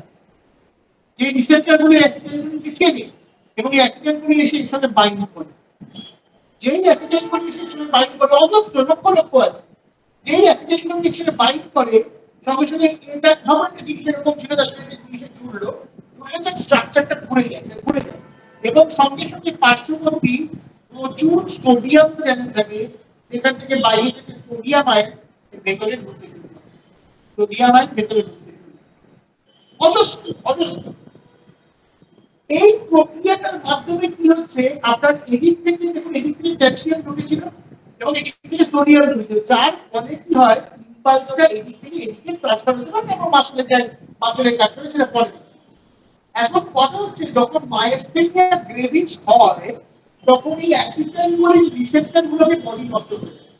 দিলে অ্যাসিটাইলকোলিন হয়তো তৈরি হলো এলো, কিন্তু অ্যাসিটাইলকোলিন রিসেপ্টরগুলোর সাথে বাইন্ড করতে পারে, কেন রিসেপ্টরগুলো নষ্ট হয়ে গেছে। বাইন্ড করতে না পারলে কি হবে, এই পাশে সোডিয়াম চ্যানেলগুলো ফুটবে না জীবন, আর সোডিয়াম চ্যানেলটা না খুললে কি হবে, কোনো সোডিয়াম যদি না ঢোকে তাহলে সব ইনফরমেশন এই পর্যন্ত আসবে, এদিকে আর কিছু আসতে পারবে, যার ফলে কি হবে আপনার আস্তে আস্তে মাসেল আর কাজ করতে পারবে, যেটা আমরা বলি প্যারালাইসিস হবে, মাসেলের প্যারালাইসিস, অর্থাৎ মাসেল নিজেরা মুভমেন্ট করতে পারছে না, সেই যে দুর্বলতা মানে weakness weakness of muscle, weakness and paralysis of muscle, এটা হচ্ছে মাইস্থেনিয়া গ্রেভিসের কেক, মানে ফাইনালি টাইপ হয় প্যারালিসিস অফ মাসল। কেন? এই অ্যাসিটাইলকোলিন রিসেপ্টর গুলো, এই অ্যাসিটাইলকোলিন রিসেপ্টর গুলো খারাপ হয়ে যায়, অ্যাসিটাইলকোলিন রিসেপ্টর ড্যামেজ। হ্যাঁ, অটোইমিউন ডিজিজের কোনো কারণ নেই, বডি নিজের কোষকে চিনতে পারে না, সেটাকে নিজে ড্যামেজ করে দেয়। ডায়াবেটিস করোনার সময় বলেছিলাম ইনসুলিন ডিপেন্ডেন্ট ডায়াবেটিস টাইপের, ইনসুলিন রিসেপ্টর নষ্ট করে দেয়, ইনসুলিন তৈরি হলে সেটা বাইন্ড করতে পারে, ঠিক এরকম। তো অটোইমিউন ডিজিজের কোনো চিকিৎসা নেই, কেন? এটা তো বডি নিজের কোষকে নিয়ে চিনতে পারবে না এবং ডিস্ট্রয় করে দেবে। দেখবেন মাথায় কাঠপোকা হয় অনেকে, হ্যাঁ, আমরা বলি লোকালাইজ অ্যালোপেশিয়া, মাথার সব জায়গায় চুল আছে, একটা পার্টিকুলার জায়গায় একদম একদম ভালো ছোট্ট একটা অংশ, ওইটাও কিন্তু ঠিক হবে। যেরকম হিমোলিপিক অ্যানিমিয়া, অটোইমিউন অ্যানিমিয়া আছে, যেগুলো কিওর হয় না, বাইরে থেকে নিতে পারে, নিয়ে বাঁচতে হয়। তো অটোইমিউন ডিজিজের কোনো কিওর পাওয়া যায় না। একটু বাদে একটা অটোইমিউন ডিজিজের কথা বলবো, রিমাটার আর্থ্রাইটিস, ওটা একটা অটোইমিউন ডিজিজ। অটোইমিউন ডিজিজ বা অটোইমিউন ডিসঅর্ডারের কোনো কিওর নেই। এখানে অ্যাসিটাইলকোলিন রিসেপ্টর ড্যামেজ হয়ে যায় এবং আর কি হয়, মাসল কাজ করতে পারে না। তো এইখানে বলে মাইস্থেনিয়া গ্রেভিস, এবং যাদের মাইস্থেনিয়া গ্রেভিস হয়, যে মাসল এফেক্ট হবে সেই জায়গার মুভমেন্ট আস্তে আস্তে বন্ধ হয়ে যাবে। এরকম হতে পারে ধরুন সবকিছু বাদ দিয়ে আপনার যে ডায়াফ্রাম, আমাদের যে মাসল, সেটা বন্ধ হয়ে যাবে, সেই মাসলে মারা যাবে। কিন্তু মাইস্থেনিয়া গ্রেভিস হলে সেই বাচ্চারা 10-12 বছরের বেশি বাঁচে, হ্যাঁ, ম্যাক্সিমাম। কেন? আর যে মাসলটা ড্যামেজ হবে সেটা আস্তে আস্তে পারমানেন্ট হয়ে যাবে, ঠিক আছে? কথা বলা বন্ধ হয়ে যেতে পারে, স্পিচের জন্য কিছু মাসলগুলি বন্ধ হয়ে যেতে পারে, ঠিক আছে? অনেক কারণে, চোখের প্রবলেম, চোখের মাসলগুলো কাজ করতে নাও পারে, তার থেকেও হতে পারে। সো মাইস্থেনিয়া গ্রেভিস খুব ডেঞ্জারাস একটা ডিজিজ, এটা কিন্তু অটোইমিউন ডিজিজ। এরই একটা ভাই আছে, এই ক্যান্সার সোডিয়াম ঢুকতে দিচ্ছিল না, মানে এফেক্ট করছিল পোস্টাইলেট্রিক জোনে, সোডিয়াম ঢুকতে দিচ্ছিল। আর এর যে আরেকটা ভাই, মানে একই রকম কাজ করায়, 2 নম্বর ডিজিজটা, যে ভদ্রলোক ডিসকাভার করেছিলেন দুজন তাদের নাম দিয়ে, ল্যাম্বার্ট ইটন সিনড্রোম। এই ল্যাম্বার্ট ইটন সিনড্রোমের যে উল্টো ঘটনা ঘটে, এটা অটোইমিউন ডিজিজ। এখানে কি হয়, এই যে বললাম ক্যালসিয়াম ঢুকবে, এই ক্যালসিয়াম চ্যানেলগুলো বন্ধ হয়ে যায়, মানে এটাতে এই ল্যাম্বার্ট ইটনের অ্যাসিডগুলি বেরোতেই পারে, বেরোতেই বন্ধ হয়ে, মানে এটা সোজা কথা লিখতে হবে, স্টপ রিলিজ অফ নিউরোট্রান্সমিটার। এটা উদাহরণ দিলাম, এটা ইজিই হতে দেবে, এটা আগের স্টেপে বন্ধ করে দেবে। Calcium channel block, calcium channel block, কোথাকার ক্যালসিয়াম চ্যানেল? হার্টের নয়, নিউরোভাস্কুলার জাংশন। তাহলে এখানেও একই পরিণতি, বাট এটাও একটা অটোইমিউন ডিজিজ, কিন্তু এটা খুব কম হয়, এটা খুব কম, আনকমন। মাইস্থেনিয়া গ্রেভিস কিন্তু হয় মোটামুটি, ঠিক আছে? আস্তে আস্তে ইনভ্যালিড হয়ে যায় পেশেন্ট, তারপরে আস্তে আস্তে মানে আস্তে আস্তে যদি মেন মাসেল এফেক্ট হতে শুরু করে, তখন তাকে আর বাঁচানো যায় না। Myasthenia gravis. Lambert Eaton syndrome. 3 নম্বর, মাসকুলার ডিস্ট্রফি।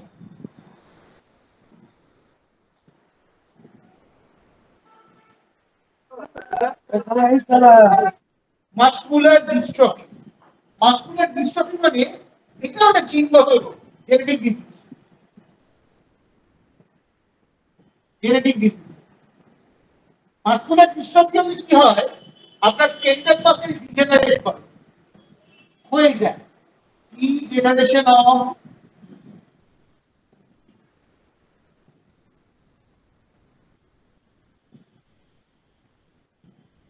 স্কেলেটাল মাসল হয়ে যাবে, মাসকুলার ডিস্ট্রফি, ঠিক আছে? এটা কেন হয়, একটা প্রোটিন, হ্যাঁ, ডিস্ট্রফিন বলে একটা প্রোটিন থাকে, সেটার অভাব হয়। ডিস্ট্রফিন বলে একটা প্রোটিন, ডিস্ট্রফিন, তার ডেফিসিয়েন্সি হয়, তার অভাব হয়। তারপর এটা হচ্ছে আস্তে আস্তে মাসেল হয়ে যায়, 10 বছরের মধ্যে বডির মাসেল কাজ করতে পারে না, 20 বছরের মধ্যে সে মারা যায়। মাসকুলার ডিস্ট্রফি মানে এগুলো পুরো কিওর, ঠিক আছে? 4 নম্বর, টিটেনি, শুনেছেন? টিটেনাস হয়, টিটেনাস হয় কি হয়, টিটেনাস মানে কি? এটা একটা মাসেলের ডিসঅর্ডার, মানে র্যাপিড স্প্যাজম মানে মাসল কন্ট্রাক্ট করতেই থাকছে, থামানো যাচ্ছে না। Muscle spasm, rapid muscle spasm, rapid spasm of muscle. ঠিক আছে, এটা অনেক কারণে হয়। ক্লস্ট্রিডিয়াম পিটেনি বলে এক ধরনের ব্যাকটেরিয়া সংক্রমণের ফলে হতে পারে। টিটেনাস হলে যেটা হয় সেটি আপনার ওই আপনার মুখ কন্ট্যাক্ট করতে করতে করতে করতে একটা পয়েন্টে গিয়ে এমন শক করে গেলে সেটা কিছু করা যায়। ঠিক আছে, টিটেনাস কিন্তু বেশি সেই জিনিস খেটে খুঁটে গেলে বলে যে আমার টিটেনাস সফটওয়্যার গেছে কি আছে না আছে দরকার কি বাবা, কোথায় কিনেছে দরকার নেই, সেটা কোথাও ব্যাকটেরিয়া আছে ক্লস্ট্রিডিয়াম পিটেনি সেটা বিবেচনার দরকার এমনিতে করি, তাহলে সুস্থ থাকে। 5 নম্বর স্প্রেন, একটু আগে যে স্প্রেন বলেছি একবার বলছি, মাসেল স্প্রেন হওয়া। স্প্রেন মানে হচ্ছে সোজা কথায় স্ট্রেচিং বা ক্লিয়ারিং অফ টেন্ডন। টেন্ডন কাছে অ্যাটাচ থাকে, মাসেলের সঙ্গে অ্যাটাচ থাকে বলে stretching or clearing of tendons or ligaments. অনেক সময় স্ট্রেচিং হতে পারে, আসলে ছিঁড়েও যেতে পারে টেন্ডনস অর লিগামেন্টস। ঠিক আছে, তারপরে কি হয়, জয়েন্টটা টুইস্ট করে দিতে পারে, ডিসলোকেশন হবে, সরে গেলে যায়, কিন্তু টুইস্টিং অফ জয়েন্ট হতে পারে এর ফলে কেন বুঝতেই পারছেন, যদি টেন্ডন বা লিগামেন্ট এফেক্ট হয়ে গেলে অ্যাসোসিয়েটেড কোনটা এফেক্ট হবে, তাই টুইস্টিং অফ জয়েন্ট হতে পারে, কিন্তু ডিসলোকেশন নয়, কিন্তু বারবার বলছি twisting of joint without dislocation.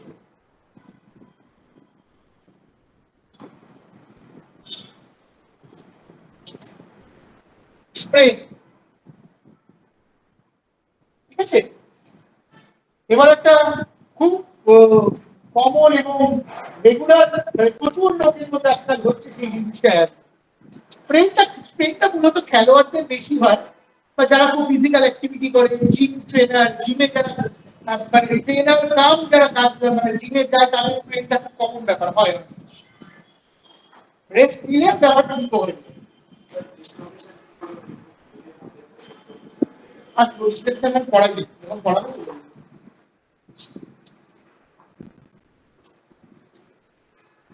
আজকেই পড়াবো, ঠিক আছে। তোরা ছবি খুলবো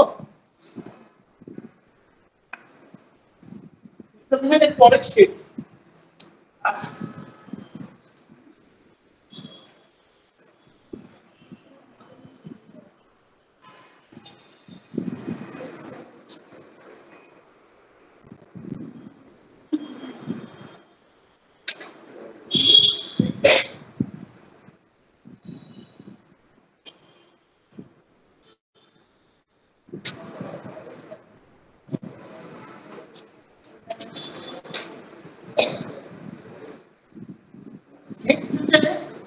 নেক্সট 6 নম্বর হচ্ছে, দেখুন তো,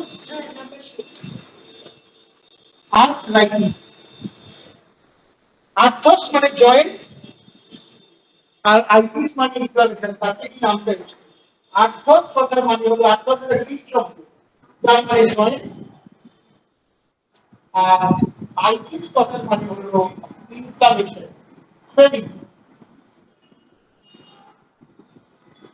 তাই আর্থ্রাইটিস মানে ইনফ্লামেশন অফ জয়েন্ট, পরিষ্কার কথা। ঠিক আছে, এই আর্থ্রাইটিসের অনেক ভাগ আছে। প্রথম ভাগটার নাম হচ্ছে রিউমাটয়েড আর্থ্রাইটিস। রিউমাটয়েড আর্থ্রাইটিস হচ্ছে জয়েন্ট গুলো ফুলে যায়, জয়েন্টস, আমি দেখিয়ে দিচ্ছি, joint spell and extremely painful, প্রচন্ড ব্যথা হয়। এটা বুঝবেন কি করে যে তার রিউমাটয়েড আর্থ্রাইটিস আছে, যদি ব্লাড টেস্ট করান দেখবেন আরএ ফ্যাক্টর পজিটিভ আছে, আরএ ফ্যাক্টর পজিটিভ।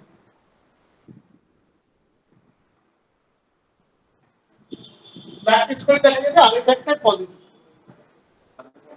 হ্যাঁ, rheumatoid arthritis factor, RA factor, এটা এক ধরনের ইমিউনোগ্লোবুলিন, আইজিএম। হ্যাঁ, ব্লাডে টেস্ট করে যদি আরএ ফ্যাক্টর থাকে, পজিটিভ মানে আছে, আরএ ফ্যাক্টর থাকা মানে তার রিউমাটয়েড আর্থ্রাইটিস হবে। এবার কবে হবে সেটা জানা নেই, সেটা 3 বছরের মাথায় হতে পারে, 30 বছরে গিয়েও হতে পারে, কখন এক্সপ্রেস হবে সেটা কি জানি না, বাট অ্যারেথারটা প্রেজেন্ট থাকলে আমরা তাকে বলি হচ্ছে রিউমাটয়েড আর্থ্রাইটিস। এটাতে কি হয়, রিউমাটয়েড আর্থ্রাইটিস হচ্ছে একটা অটোইমিউন ডিজিজ। অটোইমিউন ডিজিজ কেন, এটার কোনো কিওর নেই, এবং এটাতে যেটা হয় সঙ্গে সঙ্গে রিউম্যাটিক ফিভার, জ্বর থাকে, জয়েন্টে জয়েন্টে ব্যথা, স্পেসিফিক কোনো জয়েন্ট না, যে কোনো বডি জয়েন্ট হতে পারে, সব জয়েন্টে হতে পারে, এবং খুব সিভিয়ার রেটেও কিন্তু পেশেন্ট মারা যেতে পারে রিউমাটয়েড আর্থ্রাইটিস। এটা কিন্তু যতগুলো আর্থ্রাইটিসের ফর্ম আছে এটা সবচেয়ে রেয়ার বলতে পারে, মানে কমন নয়, ঠিক আছে। 2 নম্বর হচ্ছে অস্টিও আর্থ্রাইটিস, এটা সবচেয়ে কমন। লোকেরা কি বলে বাবা অস্টিও আর্থ্রাইটিসে কি কষ্ট পাচ্ছি, অস্টিও আর্থ্রাইটিস, অস্টিও মানে বোন, আর্থ্রাস মানে জয়েন্ট, তাকে অস্টিও আর্থ্রাইটিস। অস্টিও আর্থ্রাইটিস হচ্ছে সোজা কথায় এটা হয় হচ্ছে এসব কার্টিলেজ গুলো ক্ষয়ে যায়। এবার কার্টিলেজ ক্ষয়ে গেলে কি হয়, মনে মনে ঘর্ষণ হচ্ছে, ফ্রিকশন হচ্ছে, সোজা কথায় ডিজেনারেশন অফ কার্টিলেজ, সহজ কথা ডিজেনারেশন অফ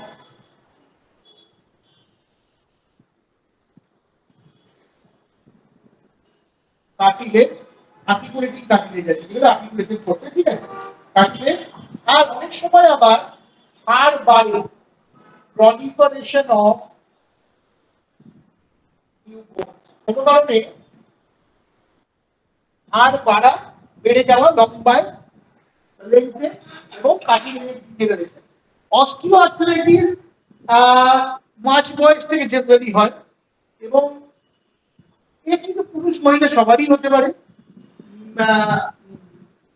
যদিও যদি মানে এখনকার লিটারেচার স্টাডি করা হয় তাহলে দেখা যাচ্ছে মেয়েরা বেশি এফেক্টেড হচ্ছে অস্টিও আর্থ্রাইটিসে কম্পেয়ার টু মেল। তার কারণ হচ্ছে মেয়েদের মানে কাজের মধ্যে অনেক রকম কি বলবো পশ্চারের চেঞ্জ থাকে। ধরুন যারা নিজের ঘর নিজে পরিষ্কার করে, হ্যাঁ, খুব বিচ্ছিরি পশ্চারে তারা অনেক সময় কাজ করে, পশ্চারের সঙ্গে একটা সম্পর্ক আছে।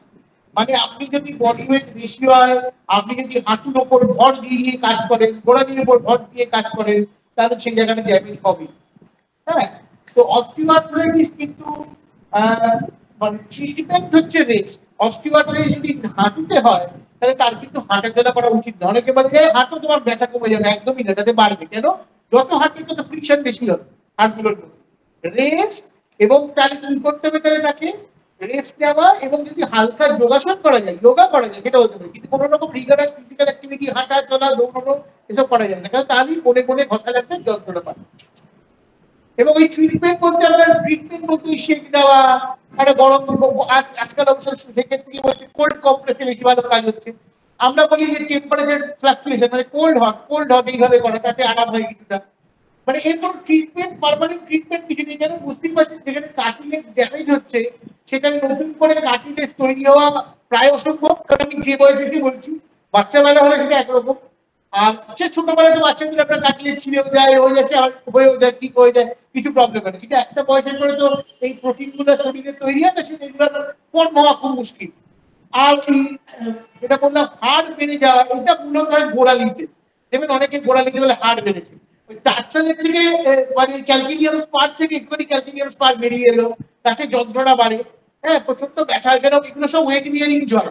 সেরকম একটাই কাজ করা যায় যেটা কমানো, মানে যাতে ব্যথা কম থাকে, যদি বডি ওয়েট বেশি হয় বডি ওয়েটটাকে কমানোর চেষ্টা করে। আর মুশকিল হচ্ছে সে কোনো রিগারাস ফিজিক্যাল অ্যাক্টিভিটি করতে পারবে না কমানোর জন্য, তাহলে ডায়েটারি ম্যানেজমেন্ট এবং সঙ্গে হালকা কিছু যোগাসন বা ইত্যাদি করে যদি ওজনটাকে কমানো।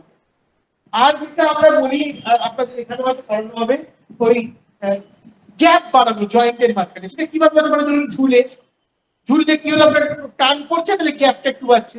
বা যেটা আগেকার দিনের একটা ট্রিটমেন্ট ছিল ট্র্যাকশন দেওয়া, শুনেছে, ট্র্যাকশন দিয়ে জয়েন্ট, নি জয়েন্টের জায়গা বাড়িয়ে দেওয়া। ওগুলো হচ্ছে টেম্পোরারি মেজার, যে আপনার যাতে ফ্রিকশনটা না হয়, ঠিক আছে।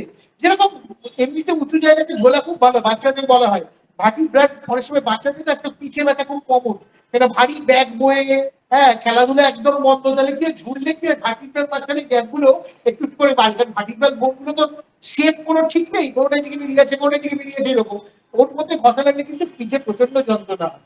হ্যাঁ, তো এর ট্রিটমেন্ট নেই, বাট কন্ট্রোল হচ্ছে এইভাবে করা যেতে পারে একটা, এইটা একটা কন্ট্রোলের উপায়। আচ্ছা, আরেক ধরনের আর্থ্রাইটিস আছে যেটা অলরেডি আমি আপনাদের ডিসকাস করা আমার হয়ে গেছে, গাউট। আমি কিডনি করানোর সময় বলছিলাম এবার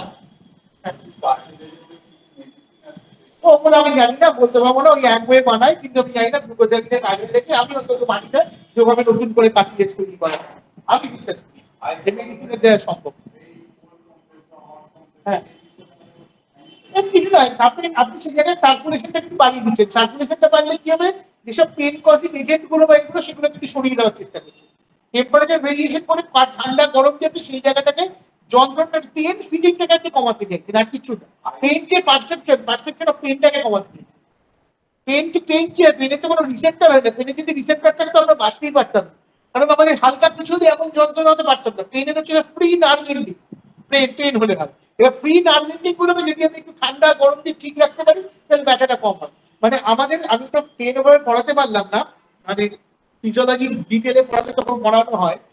পেন হচ্ছে মানে আমরা তো, আপনি বলছেন যে আমার পায়ে খুব ব্যথা, মানে আপনি যতটা ব্যথা অনুভব করছেন তার অন্তত কয়েকশো গুণ বেশি ব্যথা কিন্তু আপনার অলরেডি হয়েছে। কিন্তু আপনার ব্রেনের বা আপনার নার্ভাস সিস্টেমের এমন ক্ষমতা আছে পেন সেন্টারে ব্যথাটাকে কম করে আপনার কাছে ফিল করাচ্ছে। কেন? ওই রিসেপ্টর মেকানিজম নেই এখানে। আমরা বলি গেট কন্ট্রোল থিওরি। এই এই ইনস্টিটিউটে এটা পড়ানোর মতন ওই লেভেলে যাচ্ছি না আমি, যে বডির নিজেরই একটা মেকানিজম আছে যে আমার যতটা ব্যথা অ্যাকচুয়ালি হচ্ছে আমি কিন্তু সেই রিয়েলাইজেশনটা হবে না, তার কম সবসময়। তাহলে আমরা কোনো সার্জারি অপারেশন কিছু আমরা করাতেই পারবো। সেই জন্য পেনের একটা অল্প পেন হচ্ছে ফ্রি নার্ভ এন্ডিং থাকে। ওই নার্ভ এন্ডিং গুলোকে যদি কোনোভাবে মানে হিল করে রাখা যায় তাহলে ব্যথাটা অনেক কম থাকে। আরো অনেক মেকানিজম আছে, মধ্যে আমি যাচ্ছি না, এখানে হায়ার ফাংশনিং অনেক আছে মানে ব্যথাটা কম অনুভব করানোর জন্য। তো সেইটা তো ওইটাই আর কি, টেম্পারেচার ডিফারেন্স হলে আপনার ফ্রি নার্ভ এন্ডিং করলে একটু সুদ হবে, একটু আরাম পাবে, তাতে ব্যথাটা একটু কম লাগবে। এই আর কি, যেটা খুবই টেম্পোরারি রিলিফ, সেটা বন্ধ করে দিলে আবার 3 ঘন্টা পরে আবার দেখা যাবে ব্যথা করছে, এরকম কোনো ব্যাপার। নেক্সট হচ্ছে গাউট।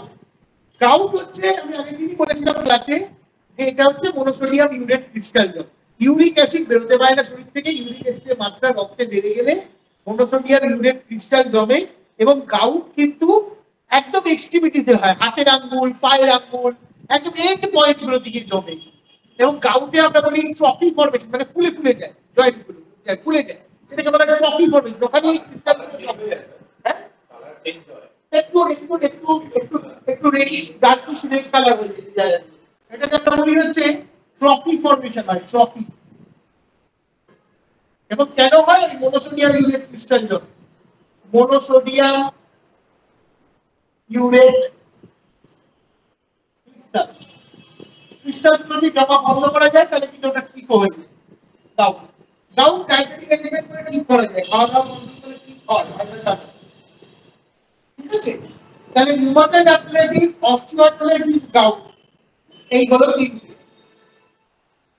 7 নম্বর অস্টিওপোরোসিস। অস্টিওপোরোসিসে মূলত ভোগে মহিলা, মূলত অস্টিওপোরোসিস। এটা হচ্ছে 2 ধরনের লোকেতে ভোগে। একটা হচ্ছে পোস্ট মেনোপজাল উইমেন, অর্থাৎ যাদের মাসিক বন্ধ হয়ে গেছে, অর্থাৎ মেনস্ট্রুয়াল ব্লিডিং হচ্ছে না, আর খুব বয়স্ক পুরুষ, এলডারলি মেল, এরা এফেক্টেড হয়। পোস্ট মেনোপজাল উইমেন আর এলডারলি মেল, এটা এদের মূল কারণ হচ্ছে মেয়েদের ক্ষেত্রে যেটা হয় যে যতদিন মাসিক বা মেনস্ট্রুয়াল সাইকেল চলে ইস্ট্রোজেন বলে একটা হরমোন খুব ফাংশনাল থাকে। এই পোস্ট মেনস্ট্রুয়াল ফেজে ইস্ট্রোজেন হরমোনটা কমে যায়। এবং ইস্ট্রোজেন হরমোনটা কমে গেলে কি হয়, একটা হরমোনাল ইমব্যালেন্স তৈরি হয়, হরমোনাল ইমব্যালেন্স।